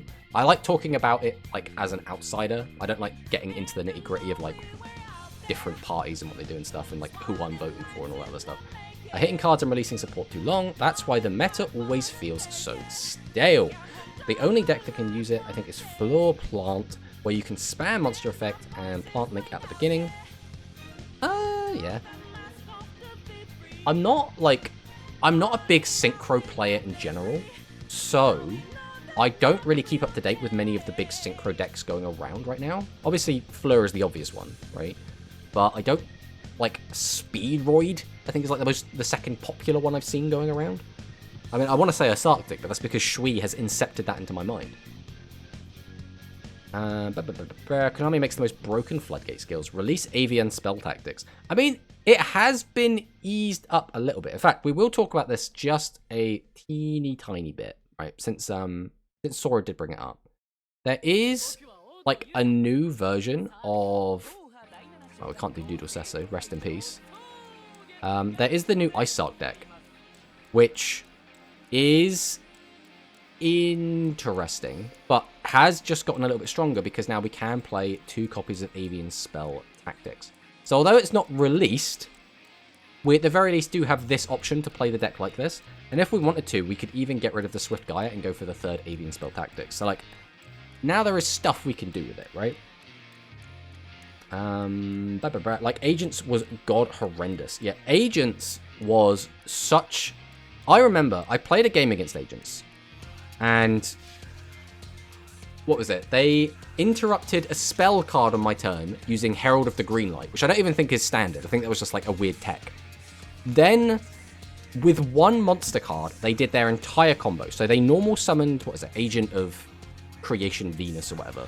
Started just popping off with this 1 card and the skill, built an entire board with this 1 monster card. And I was just like, this is ridiculous. Like, what am I supposed to do in this situation? And it felt awful. And from then on, I have had a vendetta against Agents, so good riddance, and I hope you rot in hell. I'm not too interested in Fleurs. I'd rather play anime decks with a pure build. That's my main taste. So I personally like anime decks. I got into Yu-Gi-Oh! Because of the anime. I really like the anime. I think the anime is cool. I like all of the Yu-Gi-Oh! Anime. I haven't watched all of it, I will admit. I'm still like half of Zexal behind, and I haven't watched any of Rain still. But I do really like the anime, and I think it adds a lot to the experience if you're playing a deck that was from the anime. At the same time, I do think there is value in playing a non-anime deck, because then that deck isn't associated with a character. Therefore, that gets to be yours. Like, that's your OC, right? Your OC gets to play that deck in a weird way. Which, again, some people don't give a shit about any of this, by the way. So if you don't care about that, that's completely fine, right? For me, I would rather play FLUFFALS, how it's going to be good and potentially be able to top or win a tournament, rather than play a pure version that's bad. That's my outlook. If I can make a pure version good, I'm ecstatic. Best of both worlds. I get to be happy in all ways. If I can't do that, I would rather make it not pure so I can still play the cards I like. That's kind of my opinion on it. This mouse is doing my head in though. Right, let's scroll up again. That's my main takeaways go for. Agreed. TG, enter the chat. Or TG. Buster Blader in shambles. Could you... I mean, yeah. Buster Blader and Ice Arc, you know, come together to make something beautiful. Thank you for the follow, by the way, Rexay. Welcome, welcome. I hoped they unlimit Crocodile, but after see another level 9... Oh god, I need to like... This mouse is doing my head in. The mouse wheel on my mouse is completely balked. That's the primary issue I'm currently having, by the way. After the level 9 Synchro, getting limit of CR. Yeah, Venus summon 2 Shine Balls is Sag. Avian should stay limit 3, only because you can loot Yami and see Harpy Max easier. It could possibly go to limit 2. At least the Wing Beast Warrior decks can use it until it makes Harpy scary. So in my mind, I don't really care about the Yami looping, because there are a lot of ways to deal with that. It's just maybe, you know, if you're playing like very specific, like aggro, and a couple bits like that, it can get a little bit frustrating. The issue is the Harpies. That's where I think the problem comes in. And it's only really an issue because the Harpies got released so early. So, like, Konami made their own problem.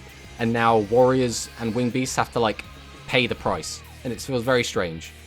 Like, they have intentionally done this. Because they just don't care about the Warriors and the Wing Beasts, I guess. Like, maybe they care more about them than they do about dinosaurs, though. Croco is fine to unlimit now. I have both anime decks and manga. I think they should fully unlimited Sidras. Yet Cyber Dragon needs to be freed, right? I understand that they're afraid because of the old Cyber style, but release Cyber Dragon. There was literally a point in the meta where we had Resonators were like a rogue / bad deck, but was still around. We had Galaxy Eyes as a like actual strong deck, Blue Eyes as an actual strong deck. We had like all of the like dragon / rivalish type characters from all the anime.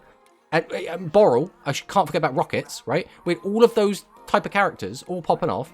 Maybe, you know, for Arc V it's a bit difficult because Declan is a bit... He's not really a rival, and he's not really a dragon, but like, you know, it's a thing, he exists.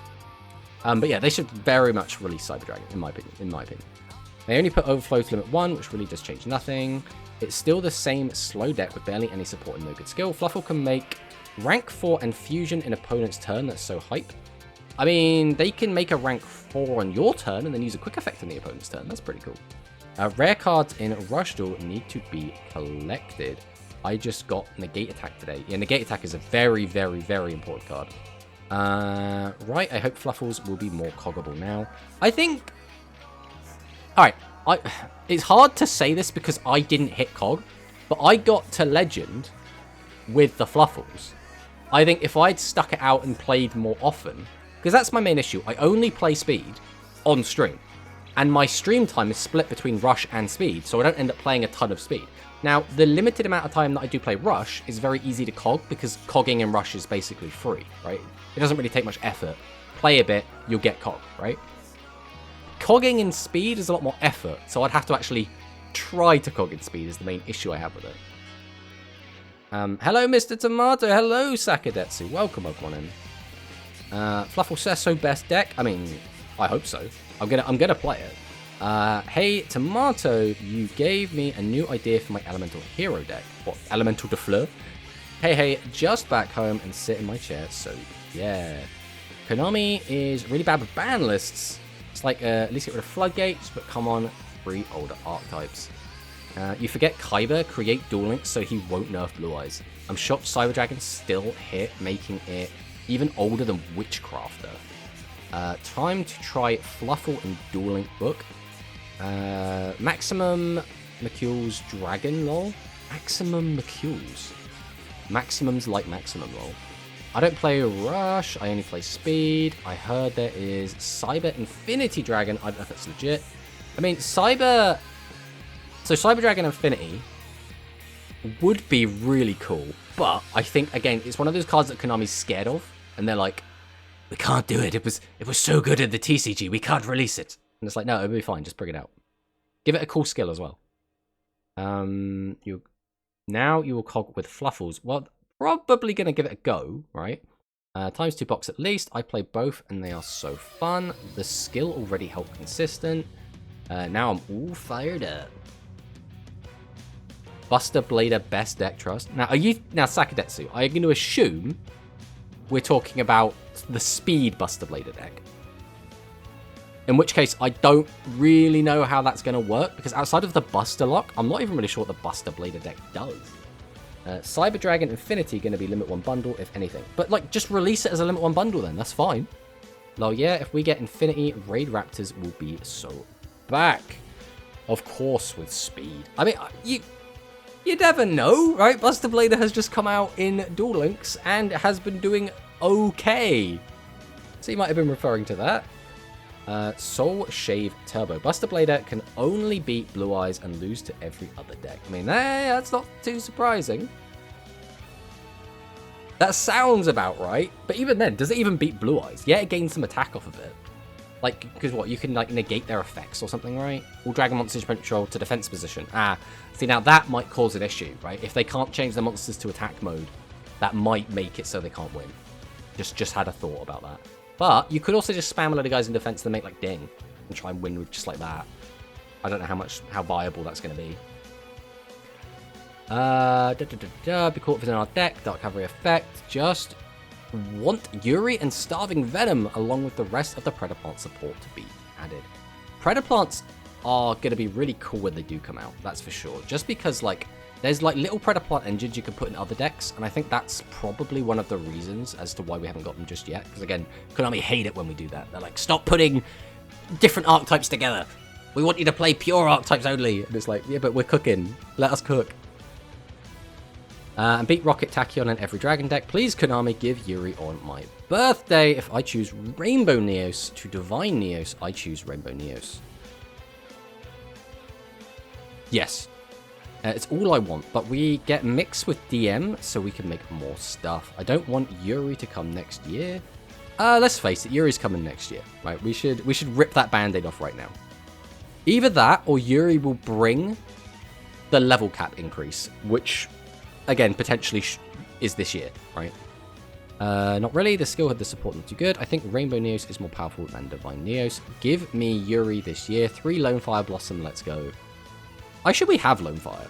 We have Lone Fire?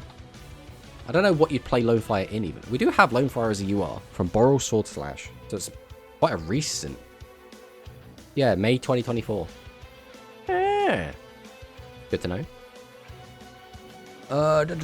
Link 2 is good enough to make setup, and that's pretty great. Blue Eyes don't care about Buster, as they can just Successor Soul him away. I mean, that does make sense, right? I don't think they have any protection, he says.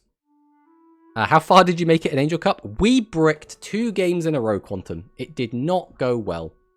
He bricked twice game 1. That's why you... sorry, Fusion BP. Against what deck? We played against Cybers.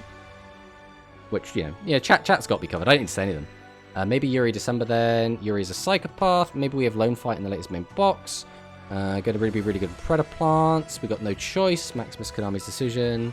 And they release it. Yes, BE feels, or Blue Eyes feels Steel stronger because the only of the effect is Spirit. Let's see what they do for now, still.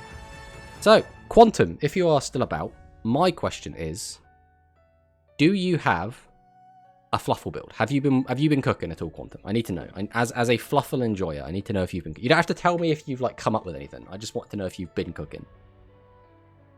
But... yeah, unfortunately, the tournament didn't go super well for us. We did take a fun deck that we were hoping was going to do better. But again, if you just brick twice... because it wasn't even like, oh, you know, we didn't get the ideal hand. It was like we literally opened unplayable twice. Game 2, we literally had 5 cards in hand and we couldn't play any cards. That's how bad it was. I want to join. I'm having so much fun. Buster played it on its own. Don't have protection. That's why the new skill with DM allow us to make Dark Paladin / Cavalry for protection. Is Dark Paladin even a great card to protect? It just stops like spell cards, right? I'll have to look at Cavalry in a sec. That's the Gaia one, right? You don't have much resource to do it. I have Master Duel build, but I haven't cooked in Duel Links yet. I just woke up. Come on, Quantum. You gotta get up earlier, right? This is what we've come up with so far. If I can find it. It's here somewhere. Yeah, we got this at the moment. 26 cards. We're using the new skill. We're down to 2 Chain and 2 Scythe, but that's because we just wanted to try and make the deck a bit slimmer. Those could easily go back up to 3 piece. And then it's just, you know, 3 Penguin, 1 Dolphin, 3 Patchwork, 1 Repair, 1 Fusion. This is what we've come up with so far. I really desperately want that third toy vendor, like, so bad. We want it so bad. You don't have resources to do it. If you want those events to be released, just ask Konami yourself.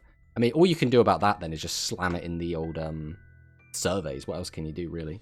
Cavalry protects from targeting any card on the field and discarding a card, not opponent. Okay, let's have a look.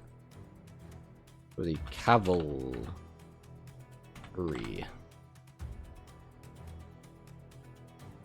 Ah, it's so cool just seeing Dark Magician just wearing, like, Gaia stuff.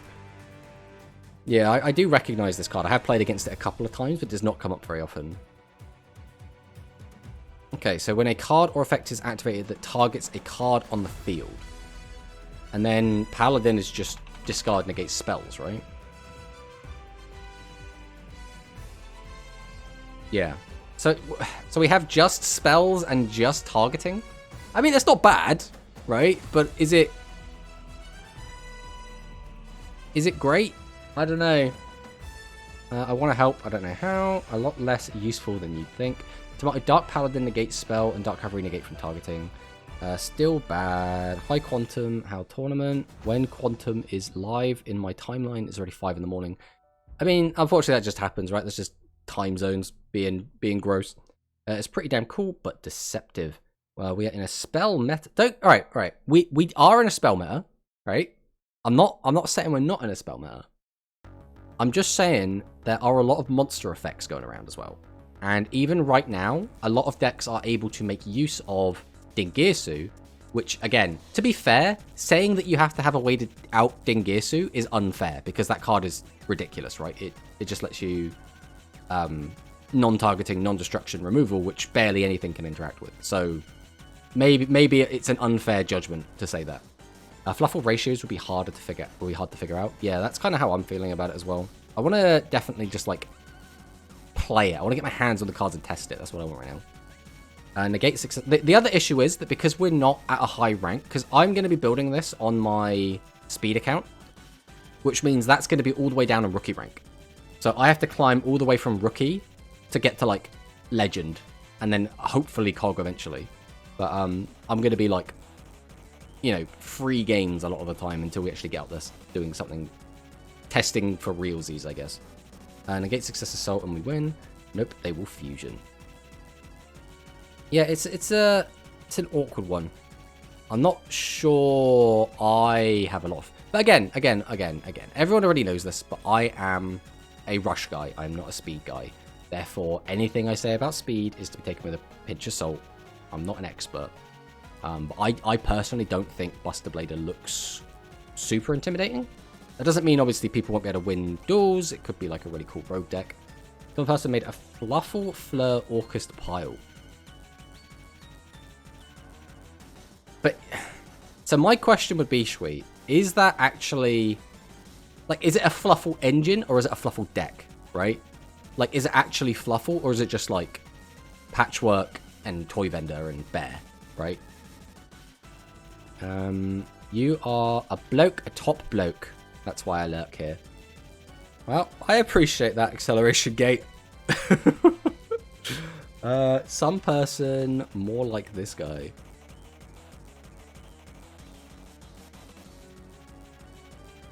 There's a lot of Fluffle. I mean, it's not surprising. Fluffle's like... I don't know if it's like a fan favorite, but like... I think... Fluffle is one of those decks that has so much going for it. One, it's a fusion archetype. I think in general, people just like fusion archetypes. Two, the card art is obviously just really nice. I've always really, like, vibed with it. Three, it's an anime deck from a really cool anime character that has a really interesting arc during Arc V. So, like, there's that. I just think Fright Furs and Fluffles in general just have so much going for them. And it just ends up playing to their favor, which has led them to be a very popular deck. As well as the fact that people just like going second OTK decks, right? Like, Cyber Dragon has been a popular deck for very similar reasons as to why Fluffle is a very popular deck, right? Fusion is the best. Yes, Fluffle will be the best deck in the new box. I love Jaden. He is my favorite main character so far. Do I think Jaden is my favorite main character? I don't dislike Jaden. Jaden has a very weird character arc, I'll tell you that much. I like the Elemental Heroes, I don't like the Neospatians. So as soon as he swaps to a Neospatian deck, I'm a bit like, Jaden, could you just go back to using Elemental Heroes, please? Alright, but I guess the next thing I want to do is probably go and take a look at the Unchained stuff. So I'd really like to come up with something Unchained-y. That's if this deck tester actually loads up. Hey. Elemental Heroes is way better. Yeah, that's at least my opinion. However much that's worth.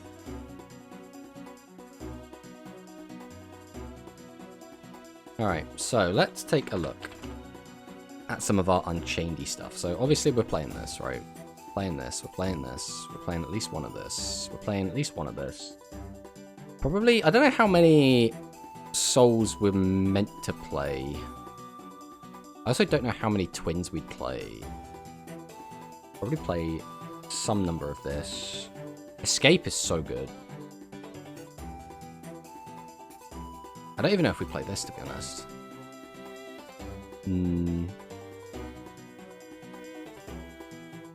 Limit 3 spell already, so no Orcust. I mean, the Limit 3 spell is, like, it's not... Like, it's very good, but it's not necessary, right? It adds consistency. But, like, it's not... It doesn't put a ceiling on the deck or anything. 2 or 3 of the little guys, and 1 each of the level 8s. You already play 1 of this guy. Because he's the, link with your opponent.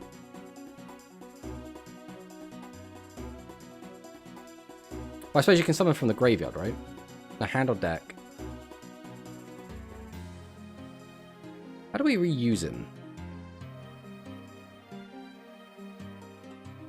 We have a lot of, like, reusing cards from the deck, but we don't really have a lot of ways to put cards back. I assume we're going to want some way to put it back. All 3 of the Little Unchained are 2 to 3. So I'd say that. And this is already an 18 card deck. It's the trap cards that I'm now questioning. I think most of the time people play like 1 copy of Escape. Well, I don't know what's going to be like in Duel Links. Target 1 Unchained monster you control, and 1 card on the field, destroy both. Obviously, it's just a fantastic card. And this one's unique effect is special summon a Unchained monster from your hand or graveyard. The fact this is a trap card, though, is anything that's a bit weird, because if we use it for its first effect, we can't use it to, like, combo. It has to be, like, a follow-up play.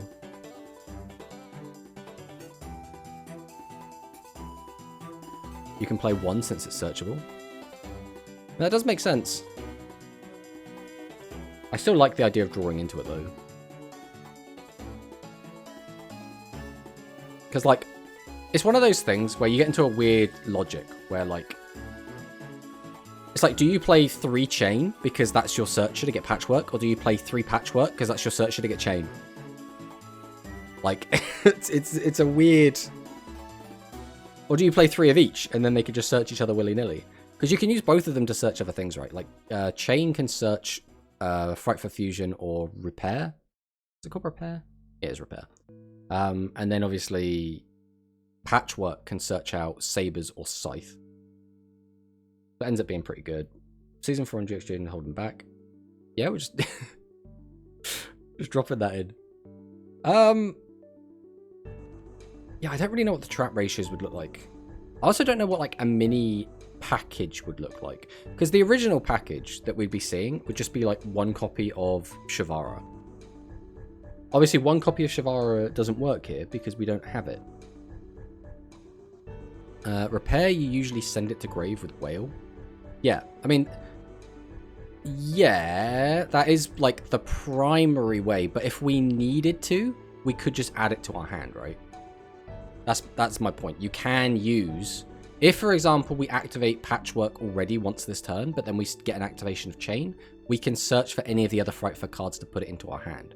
Now, obviously, do we really want Repair in our hand? Probably not, but we can use it, right?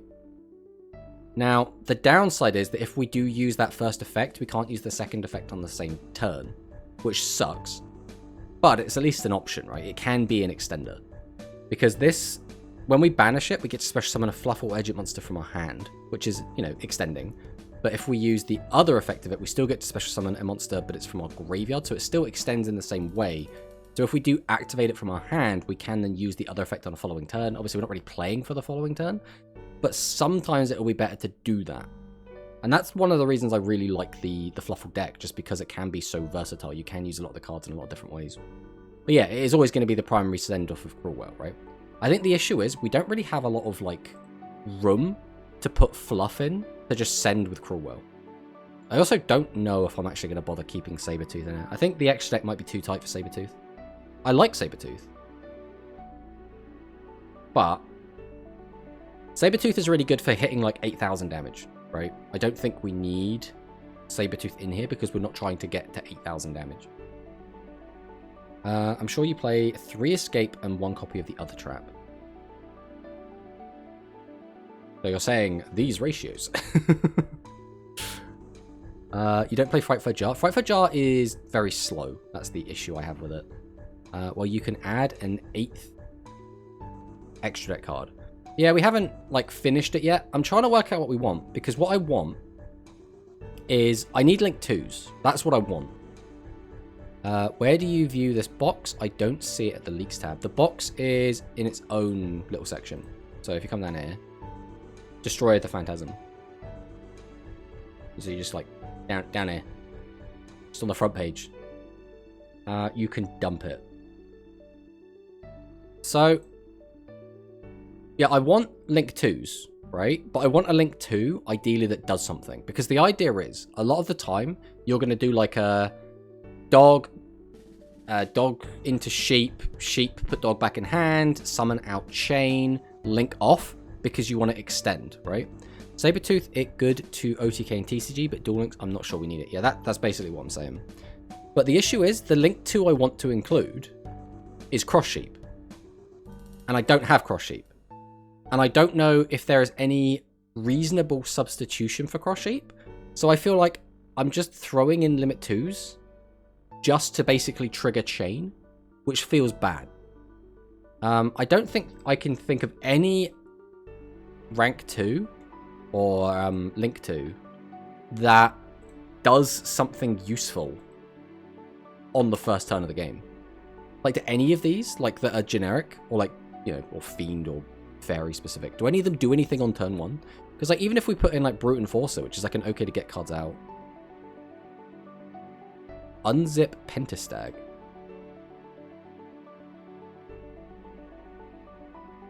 Your Link monster attacks 10th position monster to inflict piercing damage?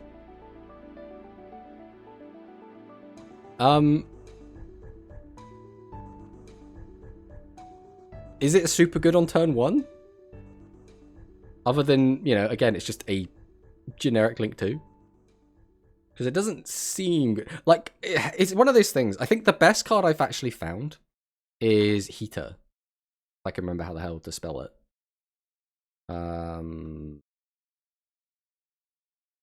What is its name? This one.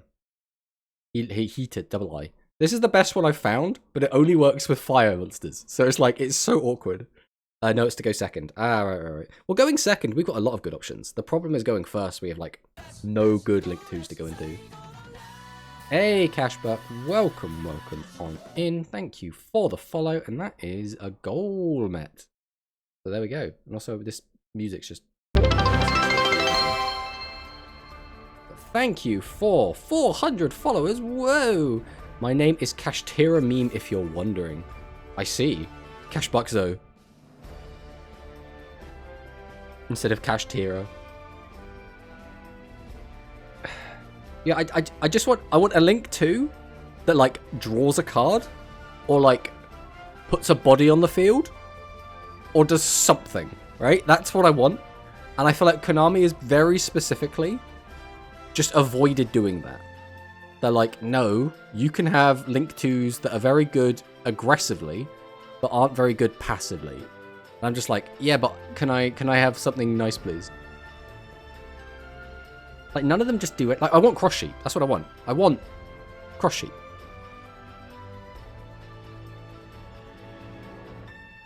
How do I get Cross Sheep? How do we do this?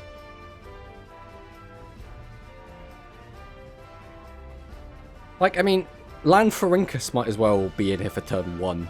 Because, again, just none of the Link 2s do anything. Because the other thing is we don't even Link Climb, right? We don't have anything to go into. So, like, if I go into a Link 2 just to trigger, like, Chain, we're just going to basically have a Nightmare Phoenix just sat on the board forever. Which I still probably do want that back in. I mean, I could go into, like... Even going into Unicorn doesn't do anything. That's the issue. We need generic stuff. That's Fluffal's problem, is we don't have everything we need in Archetype. Kastura, to be fair, Sunlight Wolf is good passively. It's just an archetypical card, yeah. The issue is Sunlight Wolf needs fire monsters, so we can't use it. Man, I haven't played Dawn Links in a minute. I got gems stacked up. That's exactly the situation you want to be in when a new box is coming out. Dropping good link 2 for Xyz like Beatrice. I mean, we can't really make 6s, so it's a bit difficult for us. You could use Vespinato and rank up Dweller. Oh. I mean, that doesn't solve our problem, and we probably want to have the Dweller during our opponent's turn, and then I doubt they're not going to be able to out it, so I don't think we're going to keep it. What I need... Well, again, I know what I want. I want Cross Sheep. That's what I want. I would also love Appaloosa, which would ruin Duel Links, but it's what this deck wants. I want VFD. I want Scythe and... God, what's the other one called? Dagda. Like, I cannot have what I want, and the stuff that I want would be awful. We're going first, you just Dweller and Scythe in hand. That's the thing, right? That is my problem, Quantum. Which is, if we do that, that's just worse than, like, the Constella Open. Which, I mean, to be fair, maybe I shouldn't be comparing that, because I think Constella going first is actually really, really good. But in my mind, I'm like, yeah, Constella has a quick effect bounce, they have the Dweller, and then they can have, usually on average, like 2 trap cards, like 1 or 2 trap cards. Obviously, they can have 3. And that's just such a strong board. But maybe I shouldn't be comparing this deck's turn 1 to that turn 1. I put Droplet in my build too, since you can draw... yeah, Droplet is a weird one, because I don't have Droplet. But Droplet is obviously a really, really strong card, and it's so good for breaking boards. Droplet going first again is a bit weird. I suppose it's still good either way, just because we're drawing so much.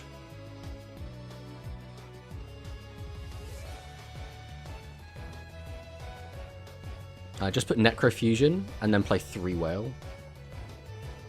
God, unironically... But the thing is, if we're doing that, we could just put in any trap card, right? We could just put any good trap in. I mean, to be fair, a lot of the good traps are limit 3, right? So if we search by traps, I should move out to see a lot of limit 3 up here. We could play Treacherous. And just slap 1 Treacherous in. Or Dyson Sphere Turbo. Good old Dyson Sphere Turbo. Obviously, we can't use Crackdown, we can't use Ice Dragon, we can't use Compulse. I mean, we could drop the number of Patchwork down, but I don't want to. That's kind of where I'm at. I like the consistency of having 3 copies of Patchwork. I love how Necrofusion is actually up here as one of the most played cards. I suppose trap cards in general aren't very popular. Rafflesia and Bottomless. How would we even... Let's have a quick look, right? If we look at Rafflesia... There's a limit 1, so we wouldn't be able to use our Treacherous Sag. And Rafflesia is... So first off, it would be a rank 4. So, I mean, we can make it. That's a thing we can do. But, like, is that even worth it? Probably not, because it basically replaces 1 point of interaction from Dweller into a Rafflesia. Fusion Recovery, now you have Patchwork. I do not think Fusion Recovery is the way. I can't tell if we're like, if people are just like memeing now, or if we're like actually giving legitimate results or legitimate suggestions, but I do not think Fusion Recovery is the way. I'm not convinced by Fusion Recovery. Only 1 good chat in 1K chat.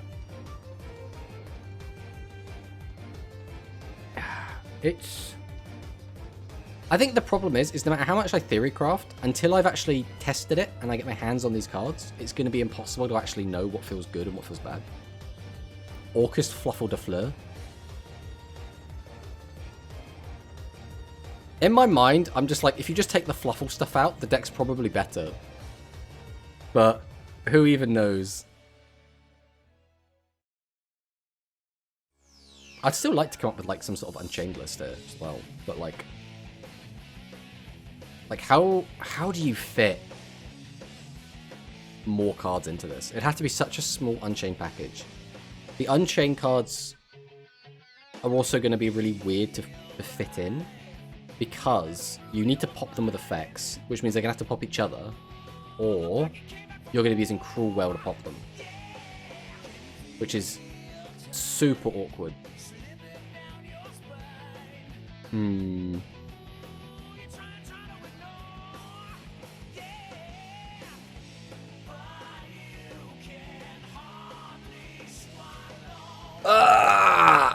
Again, I don't know how much it's worth to like keep cooking until I like get my hands on the cards. The only like super negative thing I have to say right now is I want cross sheet. Just give me cross sheet.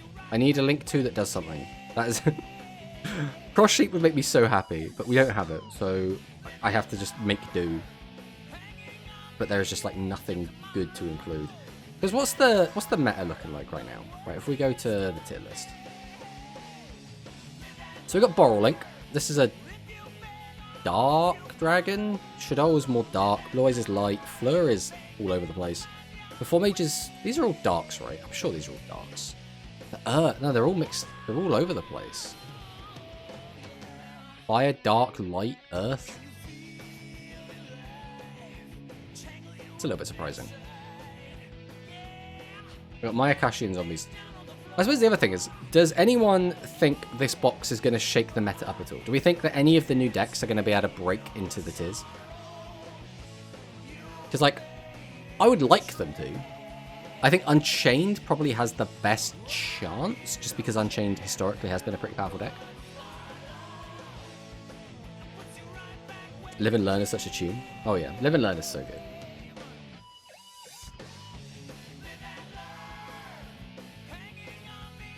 I think the main issue that the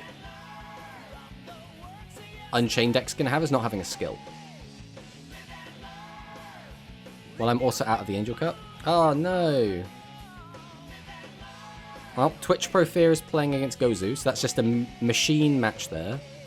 You at least made it to top 8, so that's something. It's better than I did. Playfake is still in as well. Let's see how... And he beat Happy Danny as well. Happy Danny's very good.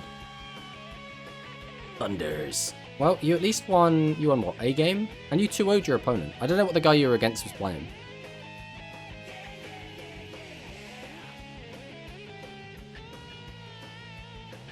I'm just happy we got Chaos Giant. Yeah, again, I really want Ancient Gear Fusion, really. Is Angel streamed? Yeah. Obviously, you know, you're not going to be able to watch every single game, but I'll throw a link in the chat if anyone's interested. It's how I get the lists from it, because they only post the top 4 and they don't always post them. I lost to Aggro playing Trigger Drago and Duckbill with card revitalization. Oh, you lost to Aggro as well. What was the deck you beat though? So I'm curious what you 2-0'd.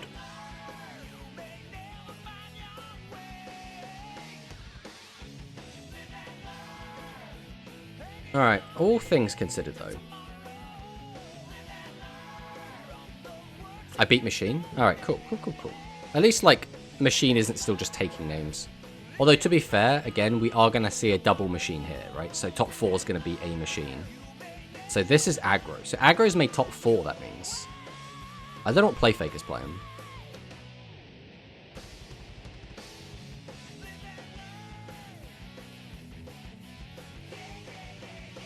But it'll be interesting to see. See, it's a weird one. We've just had the new ban list. We've had the new restrictions and everything. But I can't say no to the Fluffals. I think we might have to do some speed streams coming up, you know. Or do we play this on Sunday? Do we stream Sunday to play the new Fluffle stuff? Is the question. I think I'm free Sunday. We might do a Sunday stream. We might do a Sunday Fluffle stream. I do want to play the Fluffles. I really want to play the Fluffles. And if I'm not streaming, I'm not going to be playing speed. Right? That's just how I work. So I think we're going to want to do that. Royal Rebel versus Yggdrago, turn 13. Or is that what they're currently on? Let's have a quick gander. Let's have a quick gander. Yes, I don't know who these players are. Let's get the matchup back up. So it's these two. These are who we're watching. Ironically, it's the match I care the least about. But it is what it is. Yeah, I don't know what an Unchained package would look like if we just wanted a little baby Unchained package. Like, you'd need to have this. And then you'd need... I feel like it would be huge, no matter how you slice it. I don't see it being a small package at all. And unfortunately, FLUFFALS was also kind of a huge package.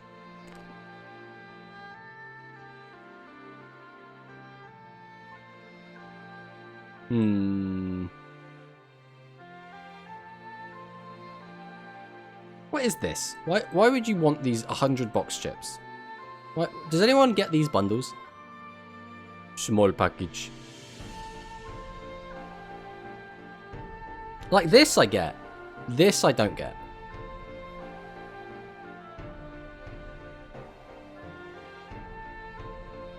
Do we need it? Right, so we need this. So fusion summon level 6 or higher fiend monsters 3 times indoors. Okay, that's going to be relatively easy to get then.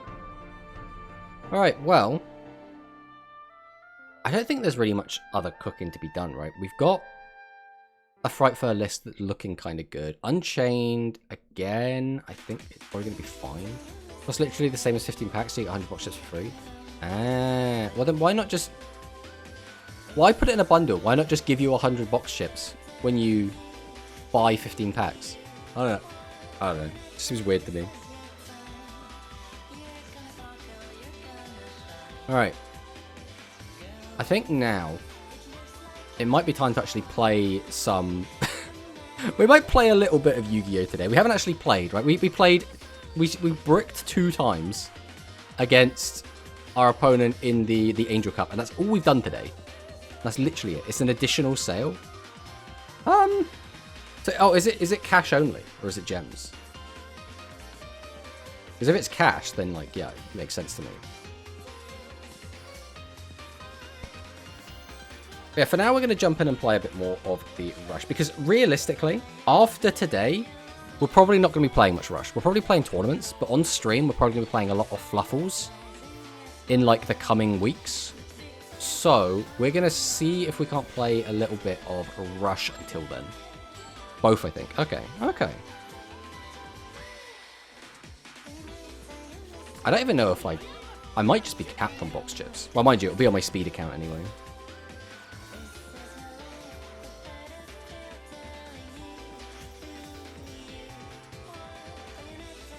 My man just slapped down. Oh, that might change things. Let's see what happens. I just need lots of monsters in the graveyard more than anything. That's actually a little bit annoying. Actually, it doesn't really change anything. Bringing back any of those monsters doesn't help me. I can tell you that much.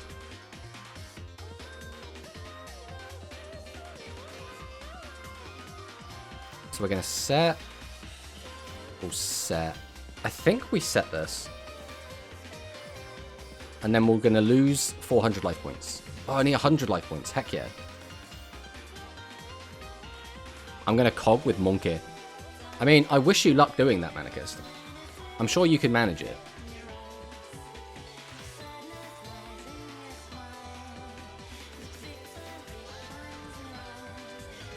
Don't summon a board of massive guys. I can't beat that yet. Very rude. Okay, we only take 16 though. That could have been a lot worse, realistically. We need to start drawing some boss monsters though. I mean, there is Ice Sock, but... Oh, I've got to remember how the skill works now. It's been a while since I played it. From turn 2 onward, level 6 higher monster, send 2 dark from your deck. So we can get 2 in the grave, but we won't be able to bring 1 back unless we can hit one off this, I guess. Well, we've hit 1, so now we're good to go. So we don't need you. We'll then go ahead and tribute 2 to summon out the Ice Sark. We will activate Spectral Squall. And this will send this and this to the grave. We'll gain some attack. We'll activate Ice Sark. So what do we want back in the deck? Probably you. You make the most sense. And you, because you're actually good cards I'd like to draw. Where you are not. You can just be out on the field and do things. Then we'll summon out the Siesta, because this will let us put some cards back in the deck, which is still quite important.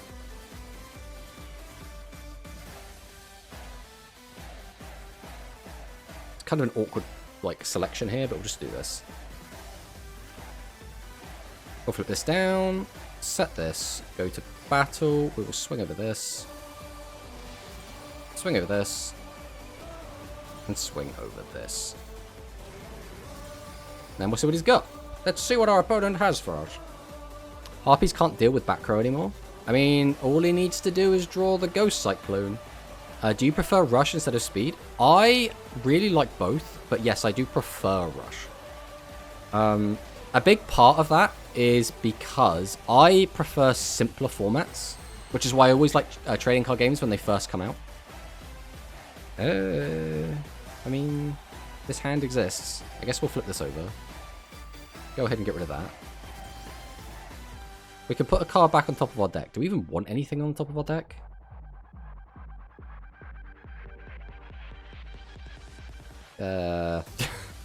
No.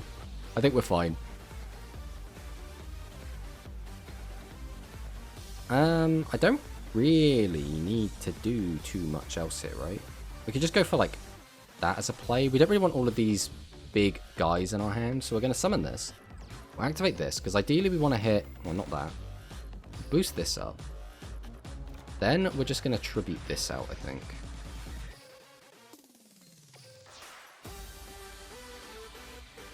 We can activate this if we want to, which I guess we will, just because there's no reason to have that still in our deck. Are we going to summon this out? We don't need to. It probably can't clear. We'll just set it. We'll go to battle. We'll just swing over this. So we're all set up for a follow play. Oh yeah, Cyclone's limit 3.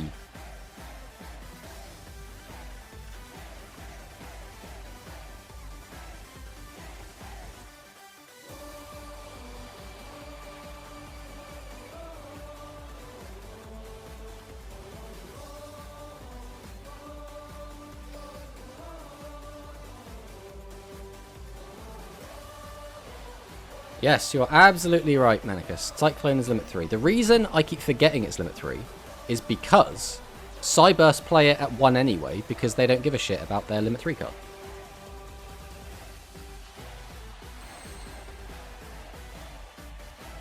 Alright, we'll flip over Tactics. Pop this one. Don't need that. Then we're going to go ahead and activate Tribute to the Doomed. We will just send this. Let's just get rid of this pesky thing, shall we? Go ahead and tribute these two. We will activate our skill.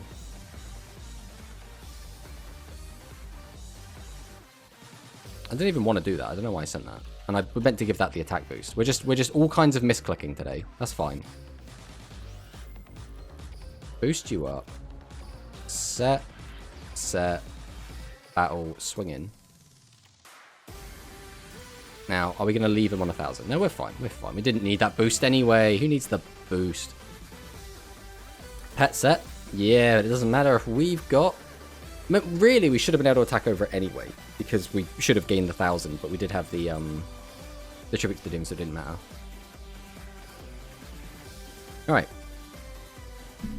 Well, I guess we're just going to keep going with the Ice Sark deck for now. We'll just see how far we can actually climb with this. Because the JP bros seem to think this deck's really, really good. And even before the latest box, a lot of them were saying, oh, it's such a good deck. It's like, it's so strong. It's really, really powerful. I haven't seen it, right? I don't get that. The deck's fine, but I don't think it stands up to Or at least the old version of the deck definitely did not stand up to some of those other bigger, stronger decks.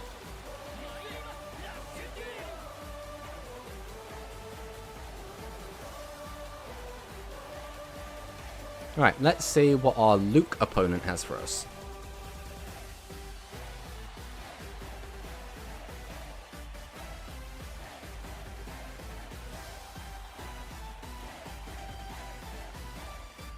Well, the fact that we're taking so long in the draw phase does not bode well.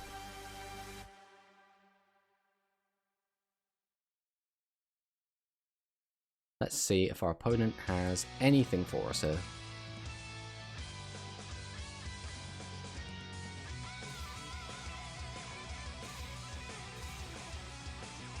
Set 3, set 4, set 5. So we had pretty much the perfect turn 1. Let's see if we can't perfect turn 1 him back. Or perfect turn 2, I suppose. I mean, it's not like the absolute best, but it's pretty damn good. So now we'll drop Avian, we'll pop this. Okay, so we're on Phantom Bind. That's a little bit worrying because that means it's going to be very unpredictable. Getting for 25, which is always quite nice. Can't clear that. And can we clear this one? Can't clear that. That's a little bit sad. I would like to have cleared the whole board. But 2,500 damage to the face, we cannot be upset with that. Dragon's Inferno as well, popping the back row kind of sucks, but... But trust me, it's the best deck. I have no way to say it's not, right? Okay, so we're going for a little bit of damage.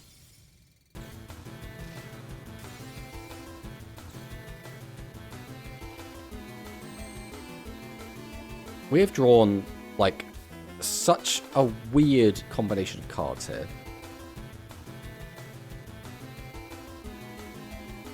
I mean, I guess I don't want Semi-Ruler in my hand either way, so we'll drop this. Maybe we'll mill Buster Blader, that'd be really funny. No. Here we're going to set this. We're going to tribute over for both of these. 1, 2. I saw someone cog with this deck mixed with Buster Blader. Oh wait, you're also on this. Yes, this is the Buster Blader. We don't have anything left to throw in the graveyard, do we? All the cards we want in the graveyard except for Buster Blader are already there, so this activating the skill is pointless. Alright, we'll attack with this. He's probably going to use something, but... Yeah, there we go. But now the negate attack's gone, so it's one less thing to worry about.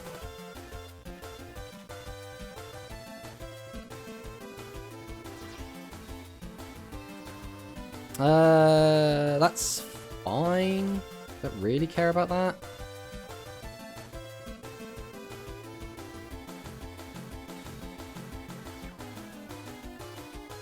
Changes that to defense. Uses Rezo, pops the back row. That's fine. I don't really need that back row against this deck. Clears that, clears the defensive. And then, when we still get to draw a brand new grip of 5, we're feeling pretty good here. Buster Blader's finally here. I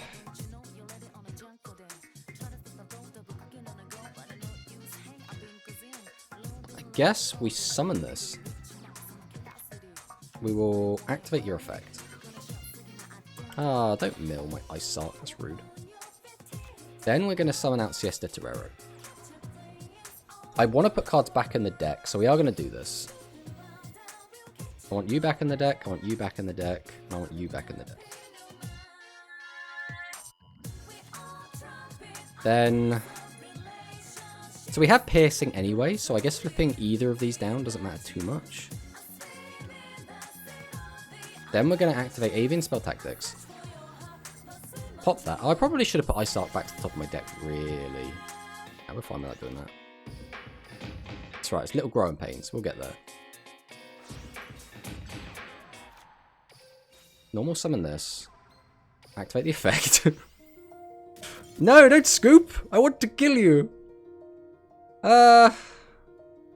Have I saved my replays, or do I still have them on there? No, we still have them. Okay, in which case we're not getting any... Today is not a replay day. Because I have been lazy and not recorded my replays yet. Today is merely play. Alright. Let's go again. So far, the deck feels okay. Right? But, you know, we've played against Resonance and Harpies, so...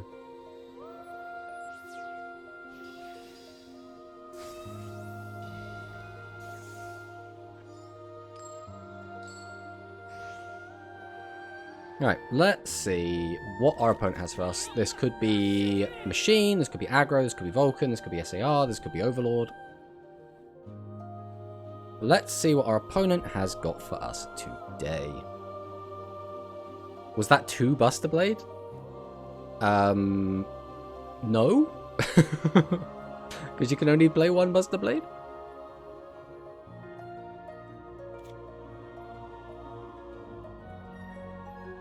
Alright, let's see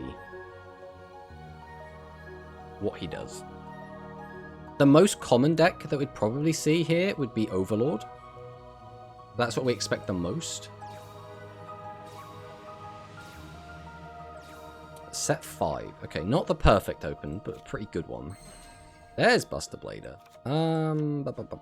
We don't have a way to get him in the graveyard yet anyway, so I think we just go Essul.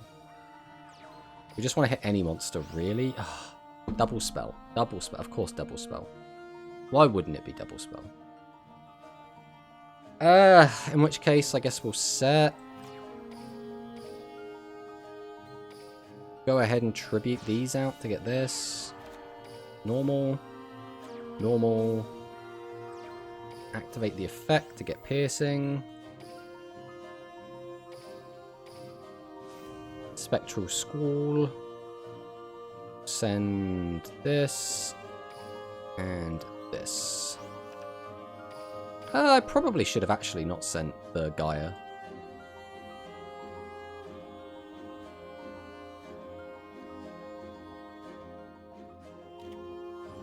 Widespread Ruin straight away, okay.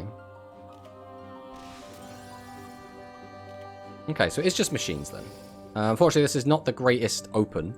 to 1200 attack monsters, no back row is not exactly the ideal turn. Seeing a lot of Cyburst, gotta say machines feeling good. Gotta say the matchup feeling good. Nice, nice. Well, Cyburst is probably the strongest deck right now. Ah, no boss monster. Okay. Yeah, we can work with no boss monster. We can totally work with no boss monster. And the legend trap's already gone. Or we can just hard brick after. We've got 3 bosses in the graveyard, and we've just drawn 3 more bosses from the deck. That is so sad. I mean, we have to do this just to get bosses out of our hand.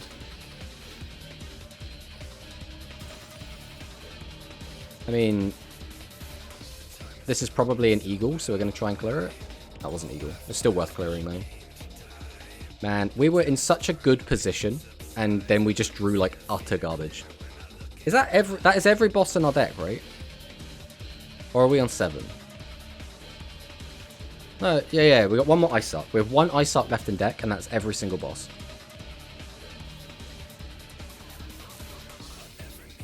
Ah, he milled a high level. That's a little bit scary. Straight to battle, so still no tribute monsters in hand. We're taking 28 here.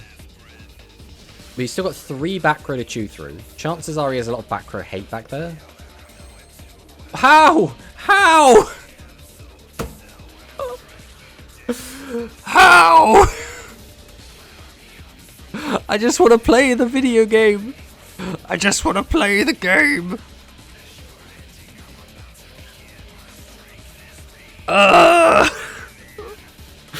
How are we the unluckiest player on the entire planet? We scrubbed out round 1 in Angel Cup because of bricking, and now we have drawn all 7 boss monsters and basically screwed ourselves out of being able to do anything.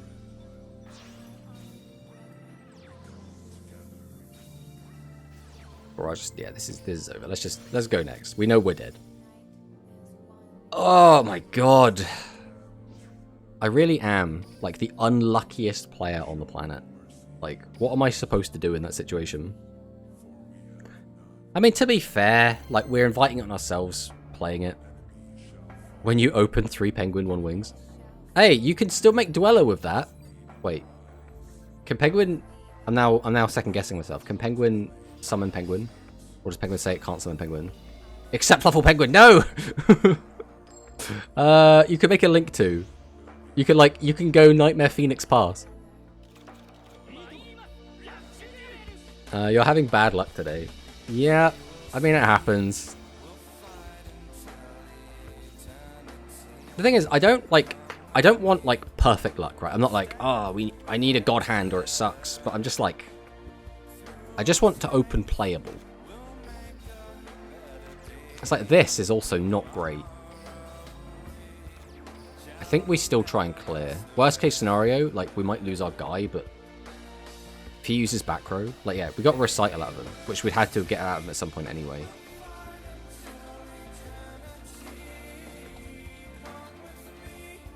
Our back row is okay.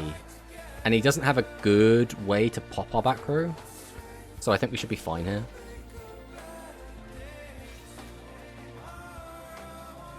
The downside is Royal Rebels is very, very, very good into our deck.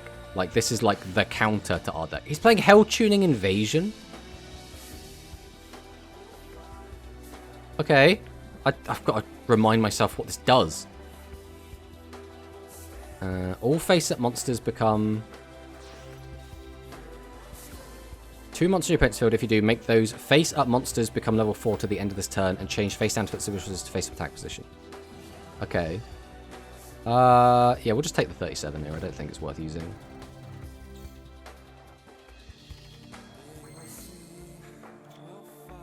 I mean, we can pop.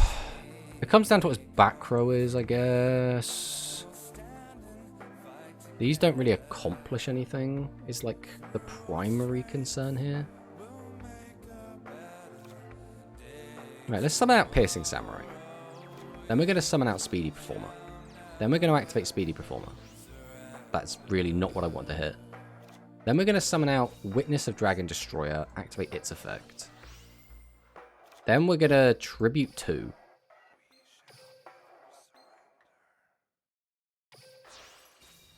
Drop this down. Then we're going to activate Spectral Squall. Send this. And this. Gain some attack. Now.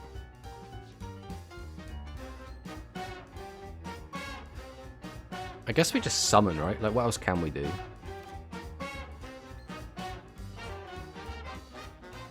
Yeah, we'll go Witness here. Activate Witness. Activate Piercing Samurai, because just get more cards in the graveyard. Go straight to battle. Well, then swing over this. Swing over this. Has he got another Recital? What are you playing? Like, what deck is this? What are we looking at right now?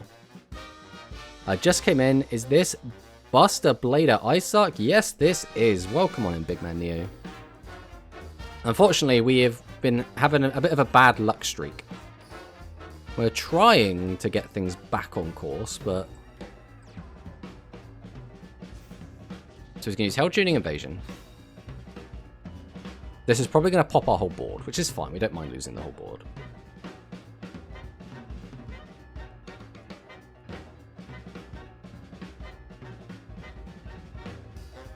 We already know this is a horrible matchup for us.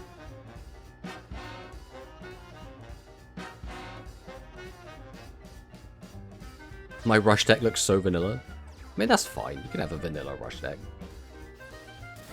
Right, Invasion pops all of that. Set. He still has back row. But we have to do this.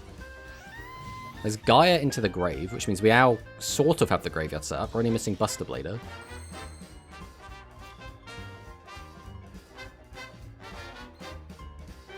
Ah, this is so awkward. I think we have to use... Oh, we can use this. That's fine. How is Buster Blader still not in the graveyard? That's what I want to know. I don't really want to be milling anymore if I don't have to.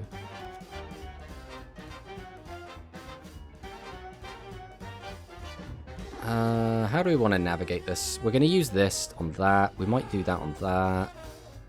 We're summoning this, using its effect. Then we're going to have, what, a guy in defense? Are we even going to bother having a guy in defense? Which means you're pointless. Probably going to set you.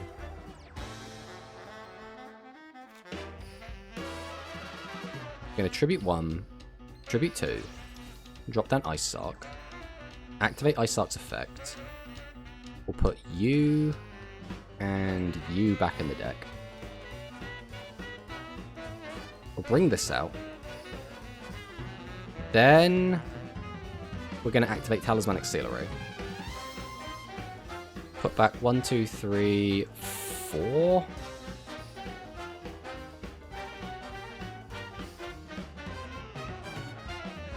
Weaken this down. We'll go ahead and activate our skill. Put this in the grave, and we'll put this in the grave. Boost this guy's attack up. Then we're going to activate Tribute to the Doomed. Pop this, and then he just doesn't have a good trap card, and we win. He just doesn't have one. He just doesn't have a good trap card. Easy. Easy, right? Never worried. Not panicking at all. Don't worry about it. Didn't expect to see Buster Blader Ice Sark. How did the Angel Cup go? The Angel Cup went terribly. We basically, in game 1, we bricked on too many tributes in hand and couldn't play the game. And in game 2, we literally could not play a card from our hand. We got to turn 2 and had no play. So we just lost immediately. It was awful. Awful, awful, awful. Good choice. We've got limited options for that one. Shadley. Well, I use 2 accounts. I enjoy Rush on my Rush account, but on my main account, it's Despair. I mean, basically, I have... So I got to stage 2 in the World Qualification on my Speed account. And that's just, you know, 0 gems spent Rush. So that deck's pretty... it's pretty rough. Uh-oh. Alright, if we just draw Essel, everything could be fine. But to be fair, our Essel did mill 2 spell cards the last time we used it, so... Just draw Essel. I mean, it's not Essel. But I do want Buster Blader in the graveyard as soon as possible, so we're just gonna slam him down. I activate Spectral Squall. Send these 2. Swing. Ooh, it is just worms. Okay. The downside is my back row is probably about to go to the bottom of my deck. Which is sad because it's a really good back row. On the plus side, we do shuffle our deck a lot. Ooh, we might be fine. He has still managed to get his whole board filled of cards, which is a little bit scary. So we have obviously a couple of options here. I think the best thing we can do... I mean, how many cards do we have in graveyard currently? We have an okay amount. I kind of want to get a couple more in there at least. So we will summon out the Essel, fire that effect off. That's probably enough. So I'm going to set this. Then we're going to go ahead and tribute this out. Because again, I just don't want it in my hand. We'll then summon out the Piercing Samurai. Activate Piercing Samurai. Go to battle, swing with this. Let's see if we can't start bullying with some piercing damage. Have any of you managed to bring out maximum summon in a ranked duel? Oh, tons of times. So the Angel Cup final is Royal Rebel versus Machines. I mean, that's not too surprising. He's playing 1500 Defender. So that means he's playing the other version of this deck. Okay. So he's playing the like the field spell searchy version that has like the 300 boost. Let's take a gander. So Twitch Pro Fizz made it to the final with the same machine deck that they've been playing for the last 2 months. Shocker.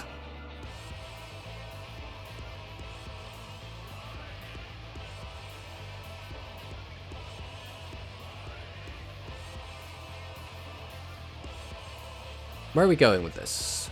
We've got to be tribute summoning, right? I think this is the tribute.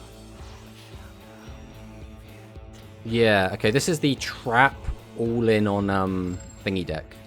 All in on the maximum deck. The problem is that now he's only on 1 monster, all of his traps work.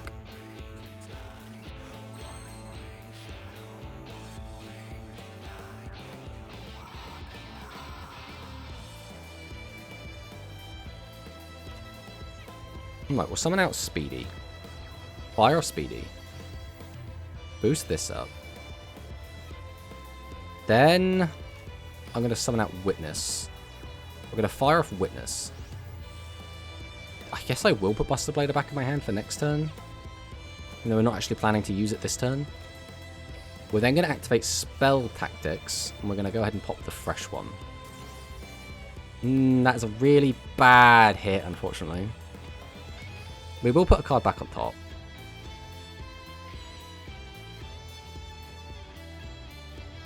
I guess we'll put Siesta Terror back on top. Doesn't really make too much of a difference. And also it's going to get shuffled back into our deck in a sec anyway. Tribute these two. Drop this. Activate the effect. We'll put this back in the deck and this back in the deck. Drop this guy out. Activate the skill. Put this in the bin. Put this in the bin. Boost the attack up. Set. Now this is the sad part. Unless... So I could just tribute both of these to get this out. Then I can crash into it. I thought, let's do it. Chances are he's got the trap cards to stop us anyway, so we're going to do this.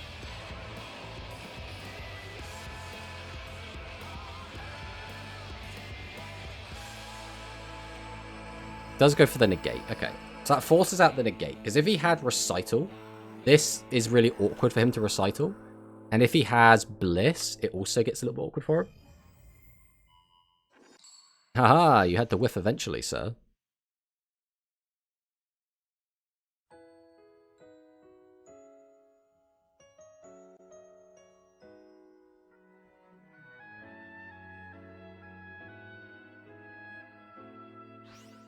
Well, that's not ideal, especially since we have just gotten rid of our Tribute to the Doomed because we milled it. Fortunately, that trap card doesn't do anything, so it was a bit irrelevant. But now we need, like absolutely need, to find... the problem is as well, is he's got just loads of... Right, we need to find TSA, and we need to have at least 2 monsters that can clear it. At least 2. Well, there's TSA. We do not have 2 monsters that can clear it, is the issue. If he's got Recital down though and we blow the TSA, we're kind of screwed. But if we don't use it, we have to leave it in our hand because he'll pop it.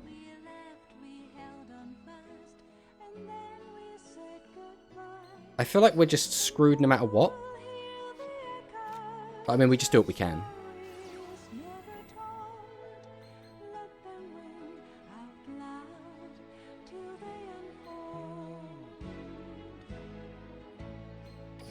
Pop these back in.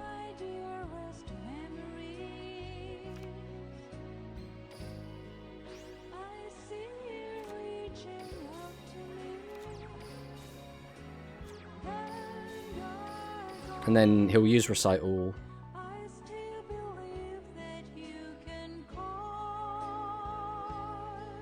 There's no way it's not Recital, right? If he just flips... Because he could have Slime back there. Whoa, I did not expect that. Okay. That is fine. That is A-okay. You can pop the back row if you want, mate. I don't mind. Take whatever you need. Okay, does take the Buster Blader. Okay, okay. We're feeling pretty okay about this right now. Gold 5 Sapphire with Monkey, nice. Stall for turn? We can't stall against this deck. That is the issue. We have no way to stall.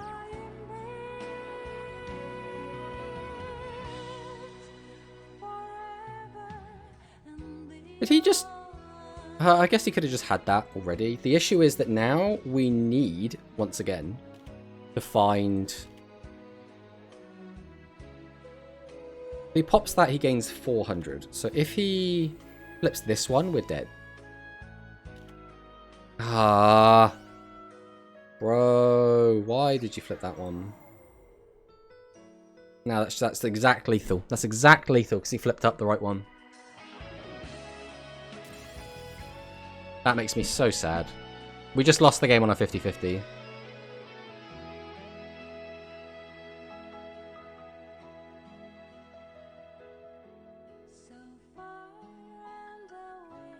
Come on, then attack. Attack, you nerd!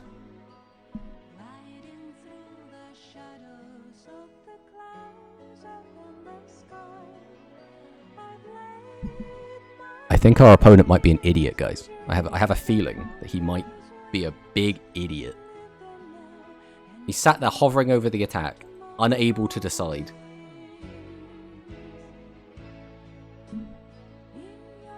Profear is throwing? I mean, that's standard Profear procedure, right?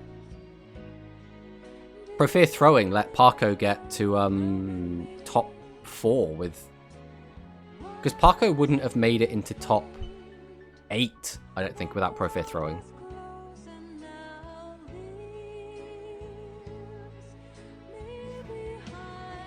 Connection error. Why am I getting that? My internet's fine!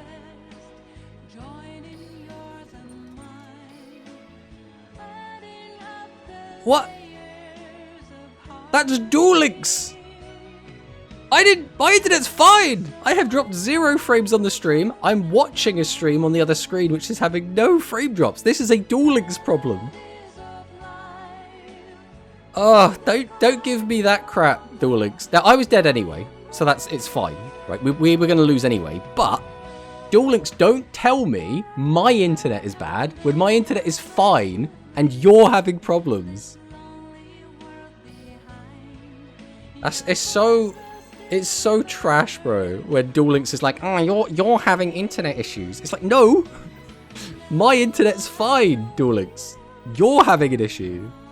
If I was having an issue, I would know. I monitor the crap out of my internet.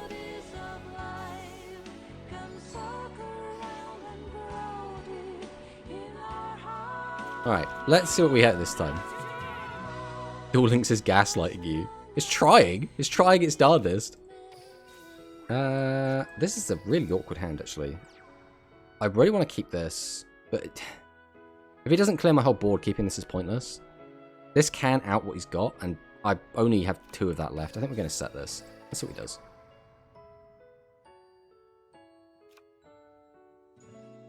We're having Duel Links issues. Ah, don't essel me.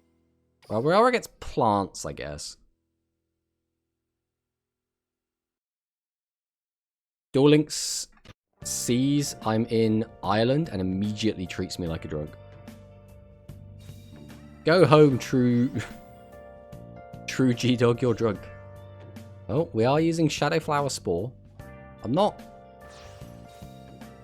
in love with that play.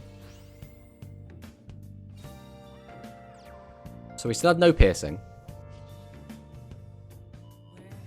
So we're completely fine right now.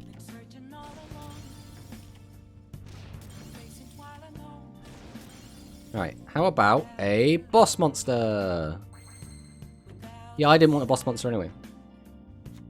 Let's go Witness. Activate Witness.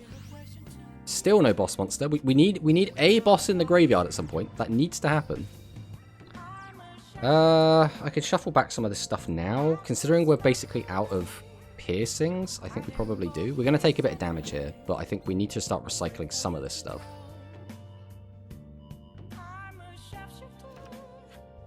Flip this down. Set this. Go to battle. Swing over this. Boop. And we'll just pass.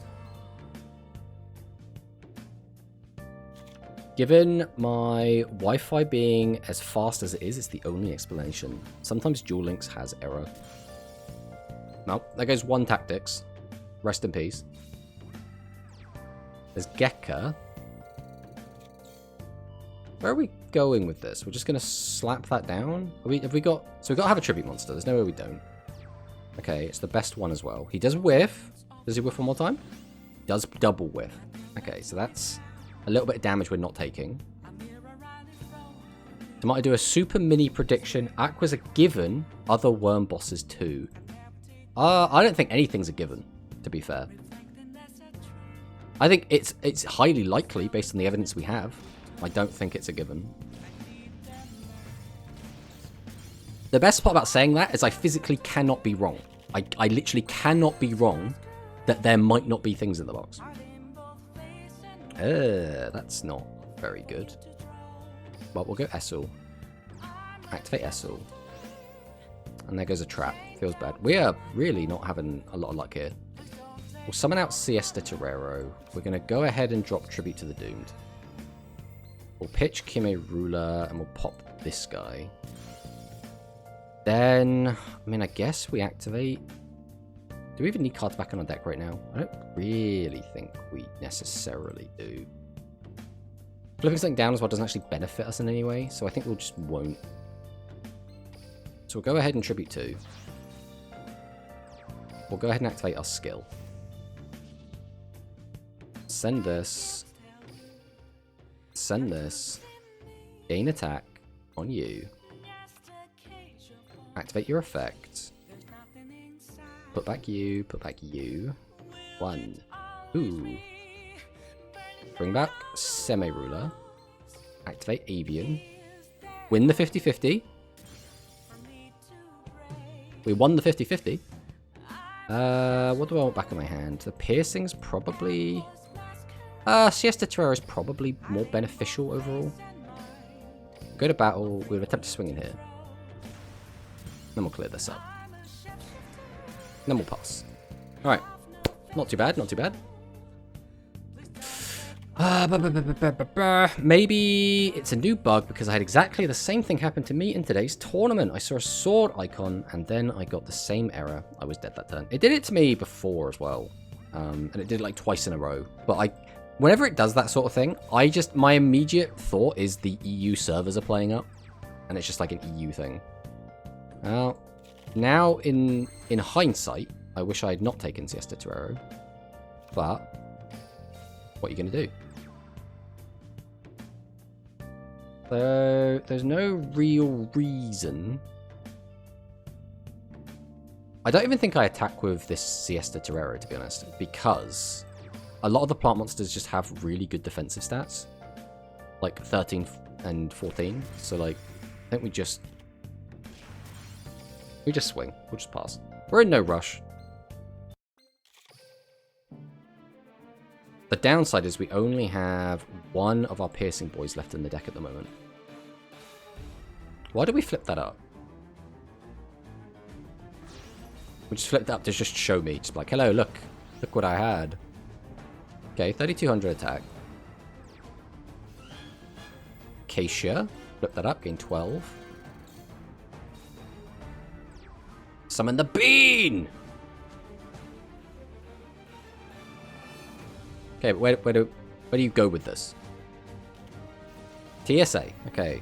Now we're cooking. Now we are cooking. And now I'm going to hit you with the fattest negate attack if you don't pop it. I'm in no rush. Literally Plague Rush Duel. Hey, you can play, you know, slow duel. Everyone likes a little bit of slow duel.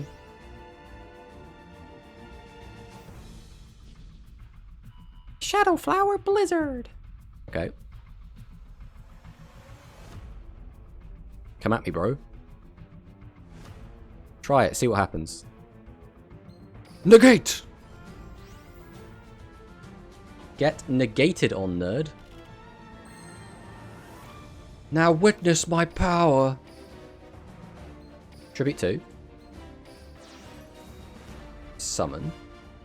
We'll go ahead and activate the skill. Send this. We'll send this. We'll boost up some attack.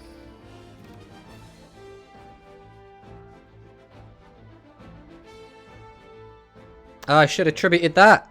It doesn't make any difference though, right? We literally need Buster Blader. That's just an extra 200 attack there. I guess we'll go TSA. Put this back. Where is my Buster Blader again? He's just always at the bottom of my deck. Just waiting, biding his time.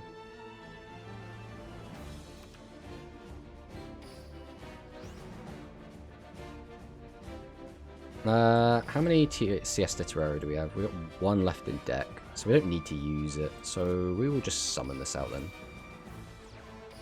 To battle! Yeah, this has to clear here.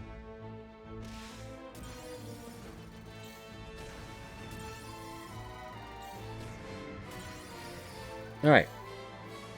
If I had Buster Blader in the graveyard, I would be in such a ridiculously powerful situation. But we have just not gotten to that stage.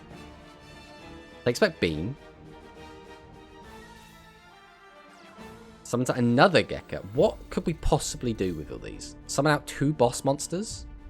But you've got 5 cards in hand. Tribute. Summon out the first one. Beam. Beam. Tribute out another boss monster. Activate Plandish. Okay. This doesn't even kill me though. 32, so that's a maximum of what, 2,300 is the most damage you could deal. Well, 2,600, I guess.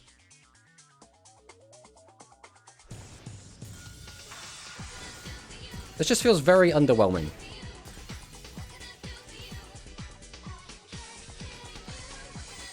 Oh, there's Ice Suck.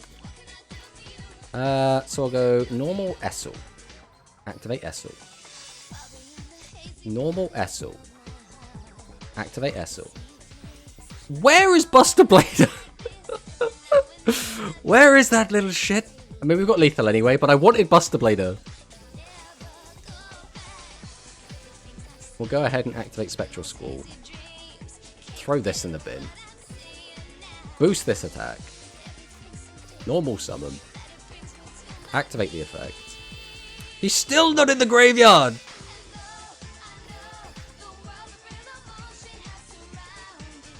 No, don't do that Duel Links bug again. Bro, it's the final attack.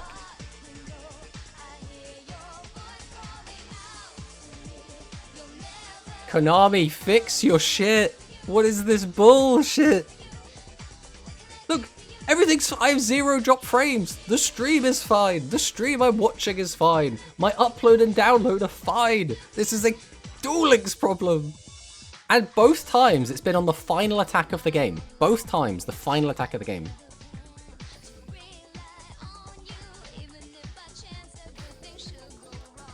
Well.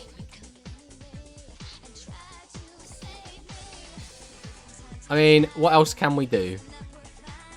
It did actually count as a win. It did count as a win. So, even though we didn't get to see it, it did win. So that's something. At least it didn't give us a loss for that, right? And sometimes that's all we can hope for. Oh. Well, I think realistically that is going to be the end of the stream. We have been going for 3 hours and we have to go and cook food at some point. But today has been very, very enjoyable. We did play a little bit of Rush, but primarily today was talking about FLUFFALS, which is something that we really do enjoy. So we will be back again on Right, we might play Sunday, right? I'd have to double check that we're going to be free, but we might be playing Sunday. If we do play Sunday, then, you know, I'll post something on the Discord in case anyone isn't a member on the Discord and wants to know when we go live and stuff. We do have the Discord. You can feel free to join there. We are going to go ahead and raid into someone. We don't raid all that much, but we are going to go and raid into someone else that's playing Duel Links. But thank you all so much for watching, and I'll see you next time.